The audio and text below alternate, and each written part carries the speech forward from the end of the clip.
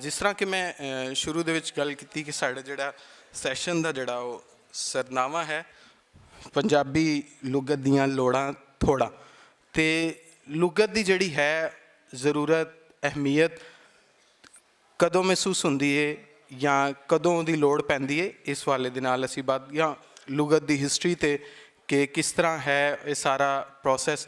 ਅਗਰ ਪੰਜਾਬੀ ਲੁਗਤ ਦੀ ਅਸੀਂ ਗੱਲ ਕਰੀਏ ਜਾਂ ਪੰਜਾਬੀ ਜ਼ੁਬਾਨ ਦੇ ਹਵਾਲੇ ਦੇ ਨਾਲ ਜਿਹੜੀਆਂ ਕੁਛ ਲੁਗਤਾਂ ਛਪੀਆਂ, ਇਹ ਅਗਰ ਅਸੀਂ ਇਹਨੂੰ ਮੁਖਤਲਿਫ ਅਦਵਾਰ ਦੇ ਵਿੱਚ ਵੰਡੀਏ ਜਾਂ ਮੁਖਤਲਿਫ ਜਿਹੜਾ ਇਹਦੇ ਸਟੈਪ ਬਾਏ ਸਟੈਪ ਗੱਲ ਕਰੀਏ, ਤਾਂ ਅੰਗਰੇਜ਼ ਦੌਰ ਦੇ ਵਿੱਚ ਬਾਕਾਇਦਾ ਜਿਹੜਾ ਹੈ ਇਸ ਚੀਜ਼ ਦਾ ਆਗਾਜ਼ ਹੋਇਆ। ਅਤੇ ਜਿਹੜਾ ਹੈ ਉਹਦੇ ਬਾਅਦ ਜਿਹੜਾ ਹੈ ਕੁਛ ਉਸ ਦੌਰ ਦੇ ਵਿੱਚ ਜਿਹੜਾ ਹੈ ਕੁਛ ਲੁਗਤਾਂ ਜਿਹੜੀਆਂ ਸਨ ਪੰਜਾਬੀ ਤੋਂ ਅੰਗਰੇਜ਼ੀ ਜਾਂ ਅੰਗਰੇਜ਼ੀ ਤੋਂ ਪੰਜਾਬੀ ਸਨ, ਲੇਕਿਨ ਜਦੋਂ ਅਸੀਂ ਪਾਕਿਸਤਾਨ ਬਣਨ ਯਾਨੀ ਕਿ ਉਹਨਾਂ ਦੀ ਤਾਦਾਦ ਵੀ ਬਹੁਤ ਥੋੜ੍ਹੀ ਹੈ ਸੀ, ਗਿਣਤੀ ਦੇ ਵਿੱਚ ਬਹੁਤ ਘੱਟ ਹੈ ਸੀ। ਗੋ ਕਿ ਪਾਕਿਸਤਾਨ ਬਣਨ ਤੋਂ ਬਾਅਦ ਜਿਹੜਾ ਹੈ ਅਫਸੋਸ ਦੇ ਨਾਲ ਜਿਹੜੀ ਪਹਿਲੀ ਲੁਗਤ ਸਾਡੀ ਉਹ 23 ਸਾਲ ਬਾਅਦ ਤਕਰੀਬਨ ਜਾ ਕੇ ਜਿਹੜੀ ਹੈ ਉਹ ਸਾਹਮਣੇ ਆਉਂਦੀ ਹੈ। ਅਤੇ ਇਸ ਵਾਲੇ ਨਾਲ ਅਗਰ ਅਸੀਂ ਚੜ੍ਹਦੇ ਪੰਜਾਬ ਦੀ ਗੱਲ ਕਰੀਏ, ਉਹਦੇ ਵਿੱਚ ਪੂਰਾ ਇੱਕ ਅਦਾਰਾ ਜਿਹੜਾ ਹੈ 1960 ਦੇ ਵਿੱਚ ਭਾਸ਼ਾ ਵਿਭਾਗ ਡਿਪਾਰਟਮੈਂਟ ਜਿਹੜਾ ਉਹ ਪਟਿਆਲਾ ਯੂਨੀਵਰਸਿਟੀ ਦੇ ਵਿੱਚ ਬਣਿਆ। ਔਰ ਪਿਛਲੇ ਦਿਨੋਂ ਮੈਂ ਦੇਖ ਰਿਹਾ ਸੀ ਇਸ ਹਵਾਲੇ ਨਾਲ ਕਿ ਉਸ ਇਕੱਲੇ ਅਦਾਰੇ ਦੀਆਂ ਉਨੀਆਂ ਲੁਗਤਾਂ ਨੇ ਕਿ ਜਿੰਨੀਆਂ ਅਸੀਂ ਸਾਰੇ ਕੁੱਲ ਮਿਲਾ ਕੇ ਜਿਹੜੀਆਂ ਉਸ ਅਦਾਰੇ ਨੇ ਛਾਪੀਆਂ, ਤਕਰੀਬਨ ਸੈਂਕੜੇ 100 ਤੋਂ ਜ਼ਿਆਦਾ ਉਹਦੀ ਗਿਣਤੀ ਬਣਦੀ ਜਿਹੜੀਆਂ ਲੁਗਤਾਂ ਛਪੀਆਂ।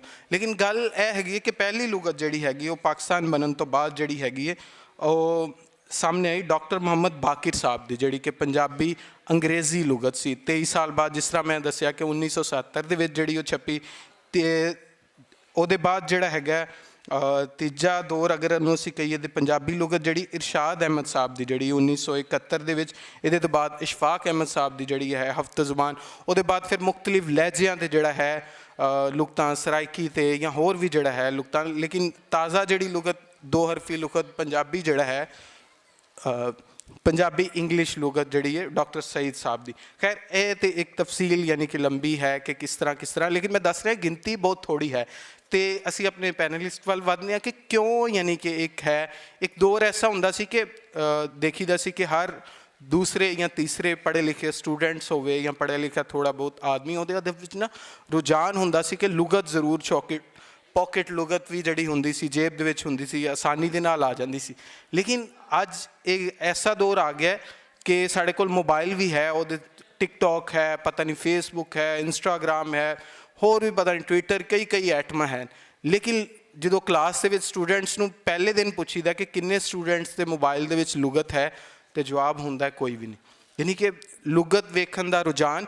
ਅਤੇ ਮੈਂ ਸਲਾਮ ਪੇਸ਼ ਕਰਦਾ ਵਾਂ ਕਿ ਜਿਹੜਾ ਹੈ ਮੇਰਾ ਖਿਆਲ ਹੈ ਕਿ ਘੱਟ ਹੀ ਇਸ ਤਰ੍ਹਾਂ ਦੇ ਸੈਸ਼ਨਸ ਜਾਂ ਅਦਬੀ ਲਿਟਰੇਰੀ ਲੁਗਤ ਦੇ ਹਵਾਲੇ ਦੇ ਨਾਲ ਹੁੰਦੇ, ਅਤੇ ਸਾਡੇ ਕੋਲ ਬੜੀ ਖੁਸ਼ਕਿਸਮਤੀ ਹੈ ਕਿ ਇੰਨੇ ਸੋਹਣੇ ਲੋਕ, ਇੰਨੇ ਪਿਆਰੇ ਲੋਕ ਜਿਨ੍ਹਾਂ ਦਾ ਲਿਸਾਨੀਆਤ ਦੇ ਹਵਾਲੇ ਦੇ ਨਾਲ ਹੀ ਤਾਲੁਕ ਹੈ, ਉਹ ਮੌਜੂਦ ਨੇ। ਅਤੇ ਸਭ ਤੋਂ ਪਹਿਲੇ ਸਵਾਲ ਹੈ ਮੇਰਾ ਡਾਕਟਰ ਗੁਲਾਮ ਮੁਰਤਜ਼ਾ ਆਤਿਰ ਸਾਹਿਬ ਕੋਲ ਕਿ ਇਹ ਜਿਹੜਾ ਜ਼ਵਾਲ ਪਜ਼ੀਰੀ ਹੈ ਲੁਗਤ ਦੀ, ਇਹ ਕਿਉਂ ਹੈ ਔਰ ਕਿਸ ਤਰ੍ਹਾਂ ਸ਼ੁਰੂ ਹੋਈ। ਅਸੀਂ ਅੱਜ ਜਿਹੜੀ ਮੈਂ ਗੱਲ ਕਰ ਰਿਹਾ ਹਾਂ ਕਿ ਜੇਬ ਦੇ ਵਿੱਚ ਹੁੰਦੀ ਸੀ ਜਾਂ ਛੋਟੀਆਂ ਜਿਹੜੀਆਂ ਹੈ ਲੁਗਾਤ ਮਿਲਦੀਆਂ ਸਨ ਹਰ ਦੂਸਰੇ ਤੀਸਰੇ ਬੰਦੇ ਦੇ, ਇਹ ਕਿਉਂ ਟ੍ਰੈਂਡ ਖਤਮ ਹੁੰਦਾ ਜਾ ਰਿਹਾ।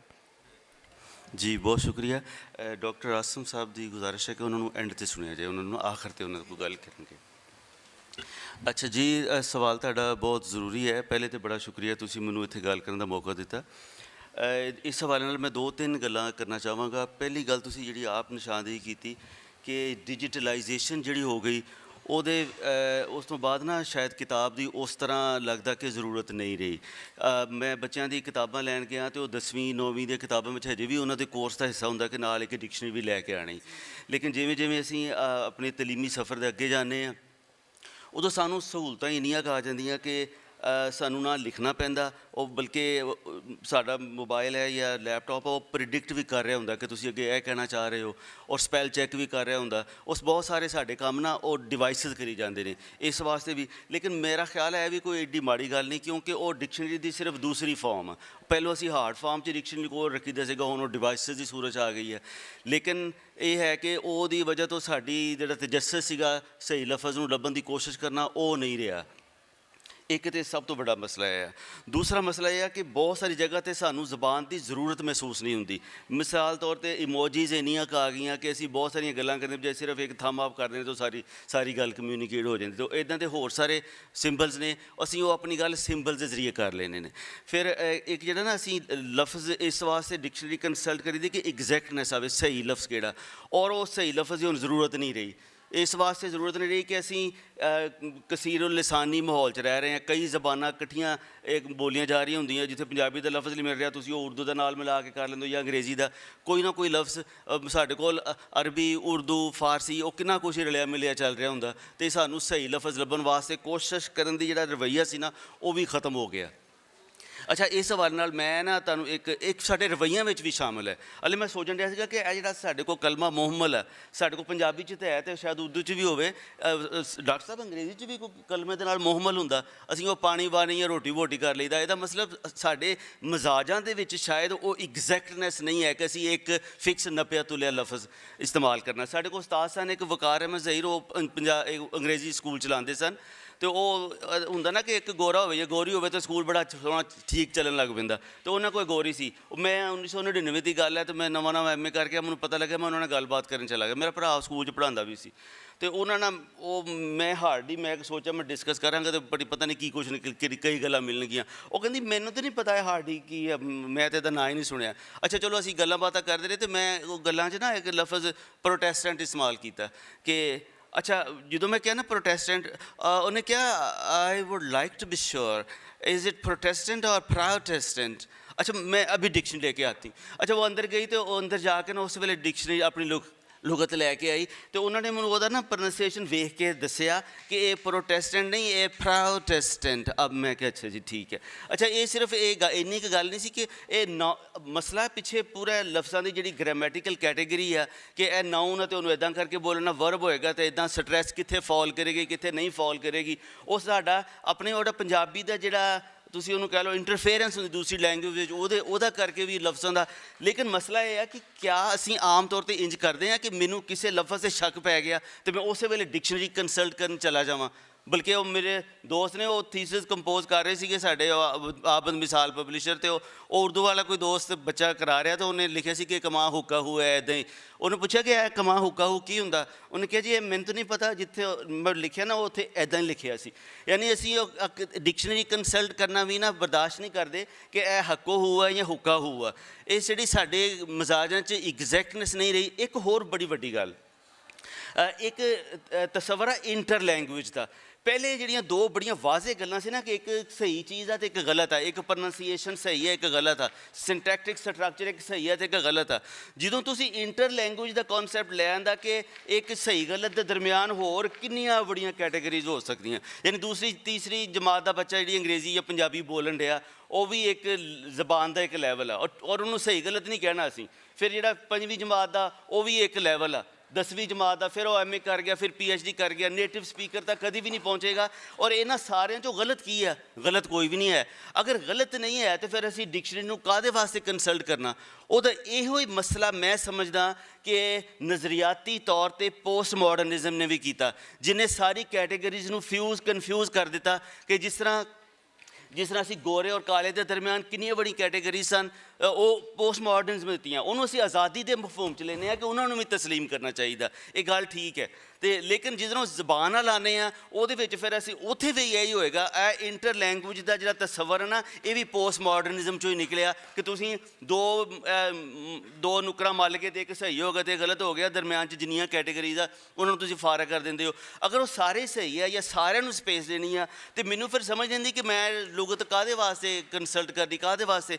ਇਹ ਜਿਹੜੇ ਸਾਰੇ ਰਵੱਈਏ ਨੇ ਨਜ਼ਰੀਆਤੀ ਵੀ ਨੇ, ਕੁਛ ਅਸੀਂ ਤਸਾਹਲ ਪਸੰਦ ਵੀ ਹੋ ਗਏ ਹਾਂ, ਕੁਛ ਸਾਡੇ ਜਿਹੜੇ ਡਿਵਾਈਸਿਸ ਨੇ ਉਹ ਵੀ ਸਾਨੂੰ ਮਜਬੂਰ ਨਹੀਂ ਕਰਦੇ।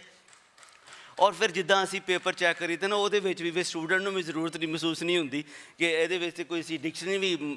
ਅੱਛਾ, ਫਿਰ ਜਿਹੜਾ ਰਾਈਟਰ ਦਾ ਬੜਾ ਕੰਮ ਹੁੰਦਾ ਕਿ ਉਹਨੇ ਇੱਕ ਲਫ਼ਜ਼, ਅਬ ਕਿੱਡਾ ਵੱਡਾ ਨਾਮ ਹੈ ਟੈਡ ਹਿਊਜ਼, ਉਹ ਜਦੀਦ ਸ਼ਾਇਰੀ 'ਚੋਂ ਸ਼ਾਇਦ ਸਭ ਤੋਂ ਵੱਡੇ ਨਾਮਾਂ 'ਚੋਂ ਆਵੇ। ਉਹ ਕਹਿੰਦਾ ਮੈਂ ਇੱਕ ਸਹੀ ਲਫ਼ਜ਼ ਲੱਭਣ ਵਾਸਤੇ ਸਾਰੀ ਰਾਤ ਲੱਗਾ ਜਾਂਦਾ ਡਿਕਸ਼ਨਰੀ ਦੇ ਵਿੱਚ, ਮੈਨੂੰ ਕਿਹੜਾ ਸਹੀ ਲਫ਼ਜ਼ ਸਾਡਾ ਰਾਈਟਰ ਪੰਜਾਬੀ ਦਾ ਲਫ਼ਜ਼ ਸਹੀ ਲੱਭਣ ਵਾਸਤੇ ਇੰਨੀ ਮਿਹਨਤ ਕਰਦਾ, ਜਾਂ ਮੈਂ ਬਤੌਰ ਉਸਤਾਦ ਮੈਨੂੰ ਪੰਜਾਬੀ ਪੜ੍ਹਾਉਣੀ ਪਵੇ ਤੇ ਮੈਂ ਨਹੀਂ।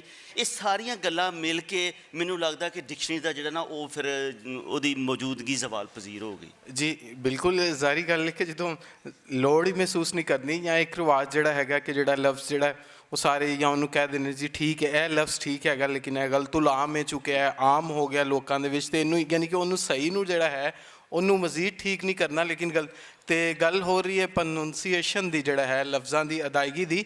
ਅਤੇ ਇਸ ਹਵਾਲੇ ਦੇ ਨਾਲ ਮੈਂ ਡਾਕਟਰ ਨਈਮ ਵਿਰਕ ਸਾਹਿਬ ਅੱਗੇ ਜਿਹੜਾ ਉਹ ਸਵਾਲ ਹੈ ਕਿ ਕਿਸ ਤਰ੍ਹਾਂ ਅਦਾਇਗੀ, ਡਾਕਟਰ ਸਾਹਿਬ ਨੇ ਤਾਂ ਗੱਲ ਕੀਤੀ ਕਿ ਜਦੋਂ ਅਸੀਂ ਦੇਖਣਾ ਹੀ ਨਹੀਂ, ਲੇਕਿਨ ਅਸੀਂ ਜਿਹੜਾ ਹੈ ਇਸ ਕੌਮ ਜਿਹੜੀ ਕਿ ਇਸ ਪਾਸੇ ਨਹੀਂ ਆ ਰਹੀ, ਕਿਸ ਤਰ੍ਹਾਂ ਇਹਨੂੰ ਇਸ ਪਾਸੇ ਲਿਆ ਸਕਦੇ।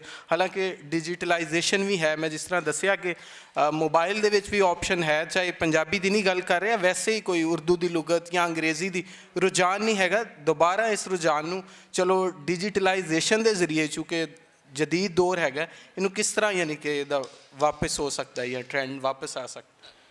ਬਹੁਤ ਸ਼ੁਕਰੀਆ ਜੀ। ਸਭ ਤੋਂ ਪਹਿਲਾਂ ਤਾਂ ਬਹੁਤ ਮੁਬਾਰਕਬਾਦ ਹੈ ਸੂਫੀ ਬਰਕਤ ਅਲੀ ਦੀ ਧਰਤੀ ਹੈ। ਉਹਨਾਂ ਨੇ ਕਿਹਾ ਸੀ ਕਿ ਇਸਤਕਾਮਤ ਐਨ ਕਰਾਮਤ ਹੈ, ਅਤੇ 10 ਸਾਲ ਇੱਕ ਹੀ ਕੰਮ ਨੂੰ ਅੱਗੇ ਲੈ ਕੇ ਚੱਲਣਾ ਮੁਸਲਸਲ ਜ਼ਾਹਿਰ ਇੱਕ ਬੜੀ ਹਿੰਮਤ ਦਾ ਕੰਮ ਹੈ। ਔਰ ਇਹਦੇ 'ਤੇ ਤੋਹੀਰ ਚੱਟਾ ਸਾਹਿਬ ਔਰ ਖੌਲਾ ਚੀਮਾ ਔਰ ਉਹਨਾਂ ਦੀ ਟੀਮ ਮੁਬਾਰਕਬਾਦ ਦੀ ਮੁਸਤਹਿਕ ਹੈ। ਲੁਗਤ ਦੀ ਲੋੜ ਕਦੋਂ ਪੈਂਦੀ ਹੈ, ਕਦੋਂ ਸਾਨੂੰ ਡਿਕਸ਼ਨਰੀ ਦੀ ਲੋੜ ਹੈ, ਇਹ ਮੇਰਾ ਖਿਆਲ ਹੈ ਸਵਾਲ ਅਗਰ ਅਸੀਂ ਪਹਿਲਾਂ ਸਮਝ ਲਈਏ ਤਾਂ ਫਿਰ ਅਸੀਂ ਅੱਗੇ ਚੱਲ ਸਕਾਂਗੇ ਕਿ ਤਲਫਜ਼ ਜਾਂ ਜਿਹੜੀ ਵੀ ਗੱਲ ਹੈ। ਜਦੋਂ ਪ੍ਰਿੰਟਿੰਗ ਪ੍ਰੈਸ ਆਉਂਦਾ ਹੈ ਔਰ ਪ੍ਰਿੰਟਿੰਗ ਪ੍ਰੈਸ ਦੀ ਵਜ੍ਹਾ ਤੋਂ ਤਹਿਰੀਰ ਆਮ ਹੁੰਦੀ ਹੈ ਔਰ ਆਮ ਬੰਦੇ ਤੱਕ ਪਹੁੰਚਦੀ ਹੈ ਸਕੂਲ ਦੇ ਵਿੱਚ, ਔਰ ਸਕੂਲ ਜਿਹੜਾ ਡਿਫਰੈਂਟ ਇਲਾਕਿਆਂ ਦੇ ਮੁਖਤਲਿਫ ਖਾਨਦਾਨਾਂ ਦੇ ਲੋਕਾਂ ਨੂੰ ਇੱਕ ਜਗ੍ਹਾ 'ਤੇ ਕਲਾਸ ਬਿਠਾ ਕੇ ਦੱਸਣ ਦੀ ਕੋਸ਼ਿਸ਼ ਕਰਦਾ ਹੈ ਕਿ ਇਹ ਲਫ਼ਜ਼ ਇੰਜ ਹੈ, ਇਹਦਾ ਇਹ ਤਲਫਜ਼ ਹੈ, ਇਹ ਇਹਦਾ ਮਾਨਾ ਹੈ। ਹੁਣ ਇਹ ਉਦੋਂ ਲੁਗਤ ਦੀ ਜ਼ਰੂਰਤ ਪੈਂਦੀ ਹੈ, ਵਗਰਨਾ ਨੇਟਿਵ ਨੂੰ ਕਦੀ ਵੀ ਲੁਗਤ ਦੀ ਲੋੜ ਨਹੀਂ ਪੈਂਦੀ। ਜਿਹੜਾ ਬੰਦਾ ਬੋਲਦਾ ਉਹਨੂੰ ਪਤਾ ਮੇਰੀ ਜ਼ੁਬਾਨ ਕੀ, ਉਹਦਾ ਮਤਲਬ ਕੀ ਹੈ। ਸੋ ਦੋ ਲੋੜਾਂ ਨੇ, ਇੱਕ ਹੈ ਨੇਟਿਵ ਲਈ ਲੁਗਤ ਦੀ ਲੋੜ, ਔਰ ਇੱਕ ਹੈ ਜਦੋਂ ਕੋਈ ਬੰਦਾ ਬਾਹਰੋਂ ਆਉਂਦਾ ਹੈ, ਕੋਈ ਹੋਰ ਜ਼ੁਬਾਨ ਬੋਲਣ ਵਾਲਾ ਹੈ। ਮੈਂ ਮਸਲਨ ਪੰਜਾਬੀ ਹਾਂ, ਮੈਂ ਉਰਦੂ ਪੜ੍ਹਨਾ ਹੈ, ਤਾਂ ਮੈਨੂੰ ਉਰਦੂ ਜਾਂ ਅੰਗਰੇਜ਼ੀ ਜਾਂ ਹਸਪਾਨਵੀ ਜਾਂ ਕੋਈ ਵੀ ਹੋਰ ਜ਼ੁਬਾਨ ਜਿਹੜਾ ਆਉਂਦੀ ਜ਼ਰੂਰਤ ਪਏਗੀ। ਲੁਗਤਾਂ ਦੋ ਤਰ੍ਹਾਂ ਦੀਆਂ ਹੁੰਦੀਆਂ ਨੇ। ਆਮ ਤੌਰ 'ਤੇ ਸਕੂਲ ਹੋਵੇ ਜਾਂ ਯੂਨੀਵਰਸਿਟੀ ਹੋਵੇ ਜਾਂ ਹਕੂਮਤ ਹੋਵੇ, ਔਰ ਇਹ ਜ਼ਾਹਿਰ ਹੈ ਕਿ ਸੌਫਟ ਪਾਵਰ ਜਿਹੜੀ ਹਕੂਮਤ ਦੀ ਹੈ ਉਹਦੇ ਨੁਮਾਇੰਦੇ ਹੁੰਦੇ ਨੇ ਸਕੂਲ, ਉਹ ਜਦੋਂ ਗੱਲ ਕਰਦੇ ਨੇ ਕਿਸੇ ਖਾਸ ਲੁਗਤ ਦੀ ਤਰਫ, ਅਤੇ ਉਹ ਪ੍ਰਿਸਕ੍ਰਿਪਟਿਵ ਜਿਹੜੀ ਡਿਕਸ਼ਨਰੀ ਨਾ ਉਹਦੀ ਤਰਫ ਲੈ ਕੇ ਜਾਂਦੇ ਨੇ ਤੁਹਾਨੂੰ। ਇਹਦਾ ਫਾਇਦਾ ਵੀ ਹੈ ਲੇਕਿਨ ਇਹਦਾ ਨੁਕਸਾਨ ਵੀ ਹੈ। ਜਿਹੜੀ ਗੱਲ ਜਿਹੜੀ ਨਾ ਕੀਤੀ ਅੱਗੇ ਦੋਸਤ ਨੇ, ਦੇਖੋ ਮੈਂ ਇੱਕ ਬੜੀ ਸਾਦਾ ਜਿਹੀ ਗੱਲ ਕਰਨਾ ਹਾਂ ਕਿ ਅੰਦਲੀਬ ਸਾਹਿਬ ਬੈਠੇ ਨੇ, ਇਹ ਮੇਰੇ ਖੱਬੇ ਹੱਥ ਬੈਠੇ ਨੇ, ਇਹਨਾਂ ਦੇ ਨਾਲ ਬੈਠੇ ਨੇ ਬਾਜਵਾ ਸਾਹਿਬ, ਉਹ ਕਹਿਣਗੇ ਜੀ ਮੇਰੇ ਤੇ ਸੱਜੇ ਹੱਥ ਬੈਠੇ ਨੇ। ਹੁਣ ਮੈਨੂੰ ਇਹਨਾਂ ਦੱਸੋ ਕਿ ਇਹਦੇ 'ਚੋਂ ਮੈਂ ਗਲਤ ਹਾਂ ਜਾਂ ਉਹ ਗਲਤ ਨੇ? ਕੋਈ ਵੀ ਗਲਤ ਨਹੀਂ ਹੈ। ਪੋਸਟ ਮਾਡਰਨਿਜ਼ਮ ਜਦੋਂ ਕਹਿੰਦਾ ਹੈ ਕਿ ਕੋਈ ਇੱਕ ਹਤਮੀ ਸੱਚਾਈ ਨਹੀਂ ਹੈ, ਤਾਂ ਦਰਅਸਲ ਉਹ ਬਹੁਤ ਸਾਰੀਆਂ ਸੱਚਾਈਆਂ ਜਾਂ ਪਰਸਪੈਕਟਿਵ ਕਿ ਜੁਜ਼ਵੀ ਸੱਚਾਈ ਹਰ ਬੰਦੇ ਕੋਲ ਹੁੰਦੀ ਹੈ, ਉਹ ਉਹਨੂੰ ਲੈ ਕੇ ਚੱਲਦਾ ਹੈ। ਲੁਗਤ ਦਾ ਜਿਹੜਾ ਮਸਲਾ ਹੈ ਉਹ ਸਾਨੂੰ ਦੇਖਣ ਦੀ ਇਸ ਵਜ੍ਹਾ ਤੋਂ ਵੀ ਲੋੜ ਹੈ ਕਿ ਅਸੀਂ ਬਤੌਰ ਨੇਟਿਵ ਸਪੀਕਰ ਹੁਣ ਕਿਆ ਵਾਰਿਸ ਸ਼ਾਹ ਨੂੰ ਅਗਰ ਅਸੀਂ ਸਮਝਣਾ ਚਾਹੀਏ, ਬੁੱਲੇ ਸ਼ਾਹ ਨੂੰ ਅਗਰ ਸਮਝਣਾ ਚਾਹੀਏ ਤਾਂ ਅਸੀਂ ਸਮਝ ਸਕਾਂਗੇ। ਸਾਨੂੰ ਇਹ ਗੱਲ ਨਹੀਂ ਭੁੱਲਣੀ ਚਾਹੀਦੀ ਕਿ ਪਿਛਲੇ ਤਕਰੀਬਨ 150 ਸਾਲ ਤੋਂ ਜਿਸ ਖਿੱਤੇ 'ਚ ਅਸੀਂ ਮੌਜੂਦ ਹਾਂ, ਬਲਕਿ ਪੌਣੇ 200 ਸਾਲ ਹੋ ਗਏ ਨੇ, ਇੱਥੇ ਹੁਣ ਅੰਗਰੇਜ਼ੀ ਔਰ ਉਰਦੂ ਪੜ੍ਹਾਈ ਜਾ ਰਹੀ ਹੈ। ਅਤੇ ਸਾਡਾ ਜਿਹੜਾ ਇੱਕ ਰਬਤ ਜ਼ਬਤ ਹੈ ਸੀ ਆਪਣੇ ਸ਼ਾਇਰਾਂ ਦੇ ਨਾਲ, ਠੀਕ ਹੈ, ਕੱਲ੍ਹ ਬੜੀ ਸੋਹਣੀ ਹੀਰ ਵੀ ਇੱਥੇ ਪੜ੍ਹੀ ਗਈ, ਉਹਨਾਂ ਸ਼ਾਇਰਾਂ ਨੂੰ ਅਗਰ ਅਸੀਂ ਸਮਝਣਾ ਹੈ ਤਾਂ ਸਾਨੂੰ ਲੋੜ ਪੈਣੀ ਹੈ ਡਿਕਸ਼ਨਰੀ ਦੀ। ਇਸ ਤੋਂ ਅਗਲੀ ਗੱਲ ਇੱਕ ਹੋਰ ਵੀ ਹੈ ਕਿ ਸਾਡਾ ਇੱਕ ਹੋਰ ਵੀ ਕਨਫਿਊਜ਼ਨ ਹੈ ਕਿ ਜਿਹੜਾ ਟੈਕਨੋਲੋਜੀ ਆ ਰਹੀ ਹੈ ਅਸੀਂ ਇਹਨੂੰ ਲੈ ਕੇ ਚੱਲਣਾ ਹੈ ਜਾਂ ਨਹੀਂ ਲੈ ਕੇ ਚੱਲਣਾ। ਆਸਿਮ ਸਾਹਿਬ, ਮੈਂ ਅੱਗੇ ਜਿਹਨੇ ਸਲਾਈਡਸ ਨੂੰ ਦੇਖ ਰਿਹਾ ਸਾਂ, ਅਸੀਂ ਬਿਲਕੁਲ ਦੇਖੋ PTV 'ਤੇ ਸਾਡਾ ਇੱਕ ਗੁਲੂਕਾਰ ਹੈ, ਪੰਜਾਬੀ ਗਾਉਂਦਾ ਹੈ, ਉਹ ਜਾਂਦਾ ਹੈ, ਉਹਨੂੰ ਰੋਕ ਲਿਆ ਜਾਂਦਾ ਹੈ ਗੇਟ 'ਤੇ ਹੀ ਕਿ ਭਾਈ ਤੂੰ ਕੌਣ ਹੈ, ਕਿੱਧਰੋਂ ਆ ਗਏ ਹੈ, ਠੀਕ ਹੈ, ਅਸੀਂ ਗਜ਼ਲ ਸੁਣਨ ਵਾਲੇ ਹਾਂ, ਤੂੰ ਕੀ ਸੁਣਾਉਣਾ ਸਾਨੂੰ, ਦੌੜ ਜਾ। ਇਸੇ ਲੈਲਪੁਰ ਦੀ ਧਰਤੀ 'ਤੇ ਰਹਿਮਤ ਗ੍ਰਾਮੋਫੋਨ ਨੂੰ ਉਹ ਬੰਦਾ ਲੱਭਦਾ ਹੈ, ਉਹਨੂੰ ਪਤਾ ਲੱਗਦਾ ਹੈ ਕਿ ਯਾਰ ਇਹ ਗਾਉਂਦਾ ਹੈ, ਉਹ ਰਿਕਾਰਡ ਕਰਦੇ ਨੇ ਉਹਦੀ ਕੇਸਟ। ਉਹ ਕੇਸਟ ਕੀ ਕਰਦੀ ਹੈ ਕਿ ਤੁਹਾਡੇ ਚਤਰਾਲ ਤੋਂ ਲੈ ਕੇ ਤੇ ਕਰਾਚੀ ਤੱਕ ਉਹ ਕੇਸਟ ਹਰ ਟਰੱਕ ਡਰਾਈਵਰ, ਬੱਸ ਡਰਾਈਵਰ ਜਿਹੜਾ ਉਹਦੀ ਕੇਸਟ ਜਿਹੜੀ ਉਹ ਸੁਣ ਰਿਹਾ ਹੈ। ਟੈਕਨੋਲੋਜੀ ਨੇ ਅਤਾਉੱਲਾ ਇਸਾ ਖੇਲਵੀ ਨੂੰ ਮੌਕਾ ਦਿੱਤਾ ਕਿ ਉਹ ਆਪਣੀ ਬੋਲੀ ਦੇ ਨਾਲ ਬੰਦਾ ਸੁਣਨਾ ਚਾਹੁੰਦਾ ਹੈ, ਲੇਕਿਨ ਤੁਹਾਡਾ ਸਟੇਟ ਦਾ ਟੀਵੀ ਨਹੀਂ ਸੀ ਸੁਣਾਉਣਾ ਚਾਹੁੰਦਾ ਬੰਦੇ ਨੂੰ ਬੰਦੇ ਦੀ ਬੋਲੀ। ਤੋ ਸੋ ਟੈਕਨੋਲੋਜੀ ਨੂੰ ਮੇਰਾ ਇਹ ਖਿਆਲ ਹੈ ਕਿ ਇੱਕ ਰਹਿਮਤ ਦੇ ਤੌਰ 'ਤੇ ਔਰ ਇੱਕ ਓਪਰਚੁਨਿਟੀ ਦੇ ਤੌਰ 'ਤੇ ਸਾਨੂੰ ਲੈਣਾ ਚਾਹੀਦਾ ਹੈ। ਇਹ ਜਿਹੜਾ ਹੈ ਕਿ ਲੁਗਤ ਹੁਣ ਜਿਹੜੀ ਹੈ ਉਹ ਹੁੰਦੀ ਸੀ ਜੇਬਾਂ ਦੇ ਵਿੱਚ, ਉਹ ਨਹੀਂ ਰਹੀ ਜਾਂ ਘਰ ਦੇ ਵਿੱਚ ਨਹੀਂ ਰਹੀ, ਕੋਈ ਮਸਲਾ ਨਹੀਂ ਹੈ। ਮਸਲਾ ਹੈ ਕਿ ਕਿਆ ਅਸੀਂ ਜ਼ੁਬਾਨ ਨਾਲ ਲੋਕਾਂ ਨੂੰ ਜੋੜਨਾ ਹੈ, ਅਤੇ ਅਗਰ ਉਹ ਟਿਕਟੋਕ ਵੇਖਣਾ ਚਾਹੁੰਦੇ ਨੇ ਤਾਂ ਕਿਆ ਅਸੀਂ ਟਿਕਟੋਕ ਨੂੰ ਆਪਣੀ ਜ਼ੁਬਾਨ ਦੇ ਵਧਾਉਣ ਦਾ ਜ਼ਰੀਆ ਕਿਉਂ ਨਹੀਂ ਬਣਾ ਸਕਦੇ? ਬਣਾ ਸਕਦੇ ਹਾਂ, ਸਾਨੂੰ ਬਣਾਉਣਾ ਚਾਹੀਦਾ ਹੈ। ਔਰ ਜਿੰਨੀਆਂ ਨਵੀਆਂ ਫਾਰਮਸ ਹੈ ਨੇ ਉਹ ਅਗਰ ਤੁਸੀਂ ਥੋੜ੍ਹਾ ਜਿਹਾ ਗੌਰ ਕਰੋ ਤਾਂ ਉਹ ਹਮੇਸ਼ਾ ਇਨਸਾਨ ਨੂੰ ਲਿਬਰੇਟ ਕਰਦੀਆਂ ਨੇ। ਜਿਵੇਂ ਜਿਵੇਂ ਟੀਵੀ ਅੱਗੇ ਵਧਿਆ ਹੈ, ਸਰਕਾਰੀ ਚੈਨਲ ਦੇ ਨਾਲ ਨਾਲ ਹੋਰ ਕਈ ਚੈਨਲ ਖੁੱਲ੍ਹ ਗਏ ਨੇ, ਲੇਕਿਨ ਜਿਹੜੀ ਅੱਗੇ ਭੱਟ ਸਾਹਿਬ ਗੱਲ ਕਰ ਰਹੇ ਸਨ ਉਹ ਬੜੀ ਅਹਿਮ ਹੈ। ਔਰ ਜ਼ੁਬੈਰ ਸਾਹਿਬ ਨੇ ਵੀ ਇਸ਼ਾਰਾ ਕੀਤਾ ਕਿ ਸਾਨੂੰ ਟੀਵੀ ਚੈਨਲ ਦੀ ਲੋੜ ਹੈ, ਸਾਨੂੰ ਪੰਜਾਬੀ ਐਪਸ ਦੀ ਲੋੜ ਹੈ। ਹਾਲੇ ਤਾਈਂ ਮੇਰੀ ਨਾਕਿਸ ਮਾਲੂਮਾਤ ਹੈ, ਮੈਂ ਪੰਜਾਬੀ ਦਾ ਤਾਲਿਬ ਇਲਮ ਨਹੀਂ, ਮੈਨੂੰ ਨਹੀਂ ਪਤਾ, ਮੈਨੂੰ ਤਸਦੀਕ ਕਰ ਦੇਣਾ ਤੁਸੀਂ ਕਿ ਕਿਆ ਵਾਰਿਸ ਸ਼ਾਹ ਦਾ ਜਿਹੜਾ ਕਲਾਮ ਹੈ ਅਸੀਂ ਉਹਦੀ ਐਪ ਡਿਵੈਲਪ ਕੀਤੀ ਹੈ? ਹੁਣ ਤੱਕ ਨਹੀਂ ਕੀਤੀ, ਮੇਰੀ ਇਤਲਾਹ ਦੇ ਮੁਤਾਬਿਕ, ਮੁਮਕਿਨ ਹੋ ਗਈ ਹੋਵੇ। ਬੁੱਲੇ ਸ਼ਾਹ ਦਾ ਕਲਾਮ ਜਿਹੜਾ ਹੈ ਕਿੰਨਾ ਸੋਹਣਾ, ਠੀਕ ਹੈ, ਉਹਨੂੰ ਐਡਿਟ ਕਰਕੇ ਛਾਪਿਆ ਹੈ, ਹਾਲੇ ਤੱਕ ਉਹਦਾ ਕੋਈ ਬਣਿਆ ਨਹੀਂ ਹੋਇਆ। ਇਹ तमाम ਸ਼ਾਇਰ ਜਿਹੜੇ ਨੇ, ਜਦੋਂ ਤੱਕ ਅਸੀਂ ਇਹਨਾਂ ਨੂੰ ਡਿਜੀਟਲਾਈਜ਼ ਨਹੀਂ ਕਰਾਂਗੇ ਉਦੋਂ ਤਾਈਂ ਲੋਕ ਜਿਹੜੇ ਹੁਣ ਨੌਜਵਾਨ ਨੇ, ਜਿਹੜੇ ਮੋਬਾਈਲ ਔਰ ਸਕਰੀਨ ਦੇ ਆਦੀ ਨੇ, ਇਹ ਬਜਾਏ ਇਹਨਾਂ ਨੂੰ ਕੁਐਸਚਨ ਦੇ ਕਿ ਯਾਰ ਇਹ ਕੀ ਕਰ ਰਹੇ ਨੇ, ਹਰ ਟਾਈਮ ਮੋਬਾਈਲ ਵੇਖਦੇ ਰਹਿੰਦੇ ਨੇ, ਤੁਸੀਂ ਉਸ ਮੋਬਾਈਲ ਨੂੰ ਇੱਕ ਅੱਛਾ ਜ਼ਰੀਆ ਆਪਣਾ ਬਣਾ ਸਕਦੇ ਹੋ। ਆਖਰੀ ਗੱਲ ਜਿਹੜੀ ਮੈਂ ਇਸ ਹਵਾਲੇ ਨਾਲ ਕਰਾਂਗਾ, ਡਿਕਸ਼ਨਰੀ ਦੇ ਹਵਾਲੇ ਨਾਲ, ਕਿ ਬਹੁਤ ਜਿਹੜਾ ਸਾਡੇ ਪੰਜਾਬ ਦਾ ਜਿਹੜਾ ਅੱਧਾ ਹਿੱਸਾ ਹੈ ਉੱਥੇ ਕੰਮ ਹੋਇਆ ਹੈ। ਪੰਜਾਬੀ 'ਚ ਜਿਹੜੀ ਬਹੁਤ ਜ਼ਿਆਦਾ ਲੁਗਤਾਂ ਦੀ ਜ਼ਰੂਰਤ ਹੈ ਉਹ ਹੈ ਇਲਮੀ ਲੁਗਤਾਂ ਦੀ ਜ਼ਰੂਰਤ। ਸਾਡੇ ਕੋਲ ਨਫਸਿਆਤ ਦੀ ਕੋਈ ਅੱਛੀ ਫਰਹੰਗ ਮੌਜੂਦ ਹੈ, ਇਹ ਸਵਾਲੀਆ ਨਿਸ਼ਾਨ ਹੈ। ਸੋਸ਼ਿਆਲੋਜੀ ਦੀ ਕੋਈ ਅੱਛੀ ਲੁਗਤ ਮੌਜੂਦ ਹੈ, ਇਹ ਸਵਾਲੀਆ ਨਿਸ਼ਾਨ ਹੈ। ਸਾਡੇ ਕੋਲ ਕਿਆ ਰਿਆਜ਼ੀ ਦੀ, ਫਿਜ਼ਿਕਸ ਦੀ, ਨੈਚੁਰਲ ਸਾਇੰਸਿਸ ਦੀ ਕੋਈ ਲੁਗਾਤ ਮੌਜੂਦ ਨੇ, ਇੱਕ ਸਵਾਲੀਆ ਨਿਸ਼ਾਨ ਹੈ। ਅਸੀਂ ਗੱਲ ਕਰ ਰਹੇ ਹਾਂ, ਠੀਕ ਹੈ, ਅੱਗੇ ਅਸੀਂ ਵੀਡੀਓ ਵੀ ਦੇਖੀ ਔਰ ਕਾਫੀ ਜ਼ਾਹਿਰ ਦਿਲ ਸਾਡੇ ਭਾਰੇ ਵੀ ਹੋਏ ਕਿ ਉਹ ਲੋਕ ਜਿਹੜੇ ਵਿਛੜ ਗਏ ਸਨ ਉਹਨਾਂ ਨੂੰ ਮਿਲਾਉਣਾ ਹੈ। ਮੈਂ ਇੱਕ ਤਜਵੀਜ਼ ਤੁਹਾਡੇ ਸਾਹਮਣੇ ਰੱਖਣਾ ਹੈ, ਅਗਰ ਹਾਲੇ ਤੱਕ ਨਹੀਂ ਹੋਇਆ ਤੇ ਉਹ ਇਹ ਹੈ ਕਿ ਸਾਨੂੰ ਹੁਣ 2 ਲਿਪੀਆਂ ਵਾਲੀ ਲੁਗਤ ਡਿਜੀਟਲ ਤਿਆਰ ਕਰਨੀ ਚਾਹੀਦੀ ਹੈ। ਹਰ ਲਫ਼ਜ਼ ਜਿਹੜਾ ਪੰਜਾਬੀ ਦਾ ਹੈ ਉਹਦਾ ਸ਼ਾਹਮੁਖੀ, ਉਹਦਾ ਗੁਰੂਮੁਖੀ ਔਰ ਫਿਰ ਉਹਦਾ ਅੱਗੇ ਮਤਲਬ ਜਿਹੜਾ ਹੈ ਉਹ ਦੋਵਾਂ ਜ਼ੁਬਾਨਾਂ 'ਚ ਦੋਵਾਂ ਲਿਪੀਆਂ 'ਚ ਮੌਜੂਦ ਹੋਵੇ।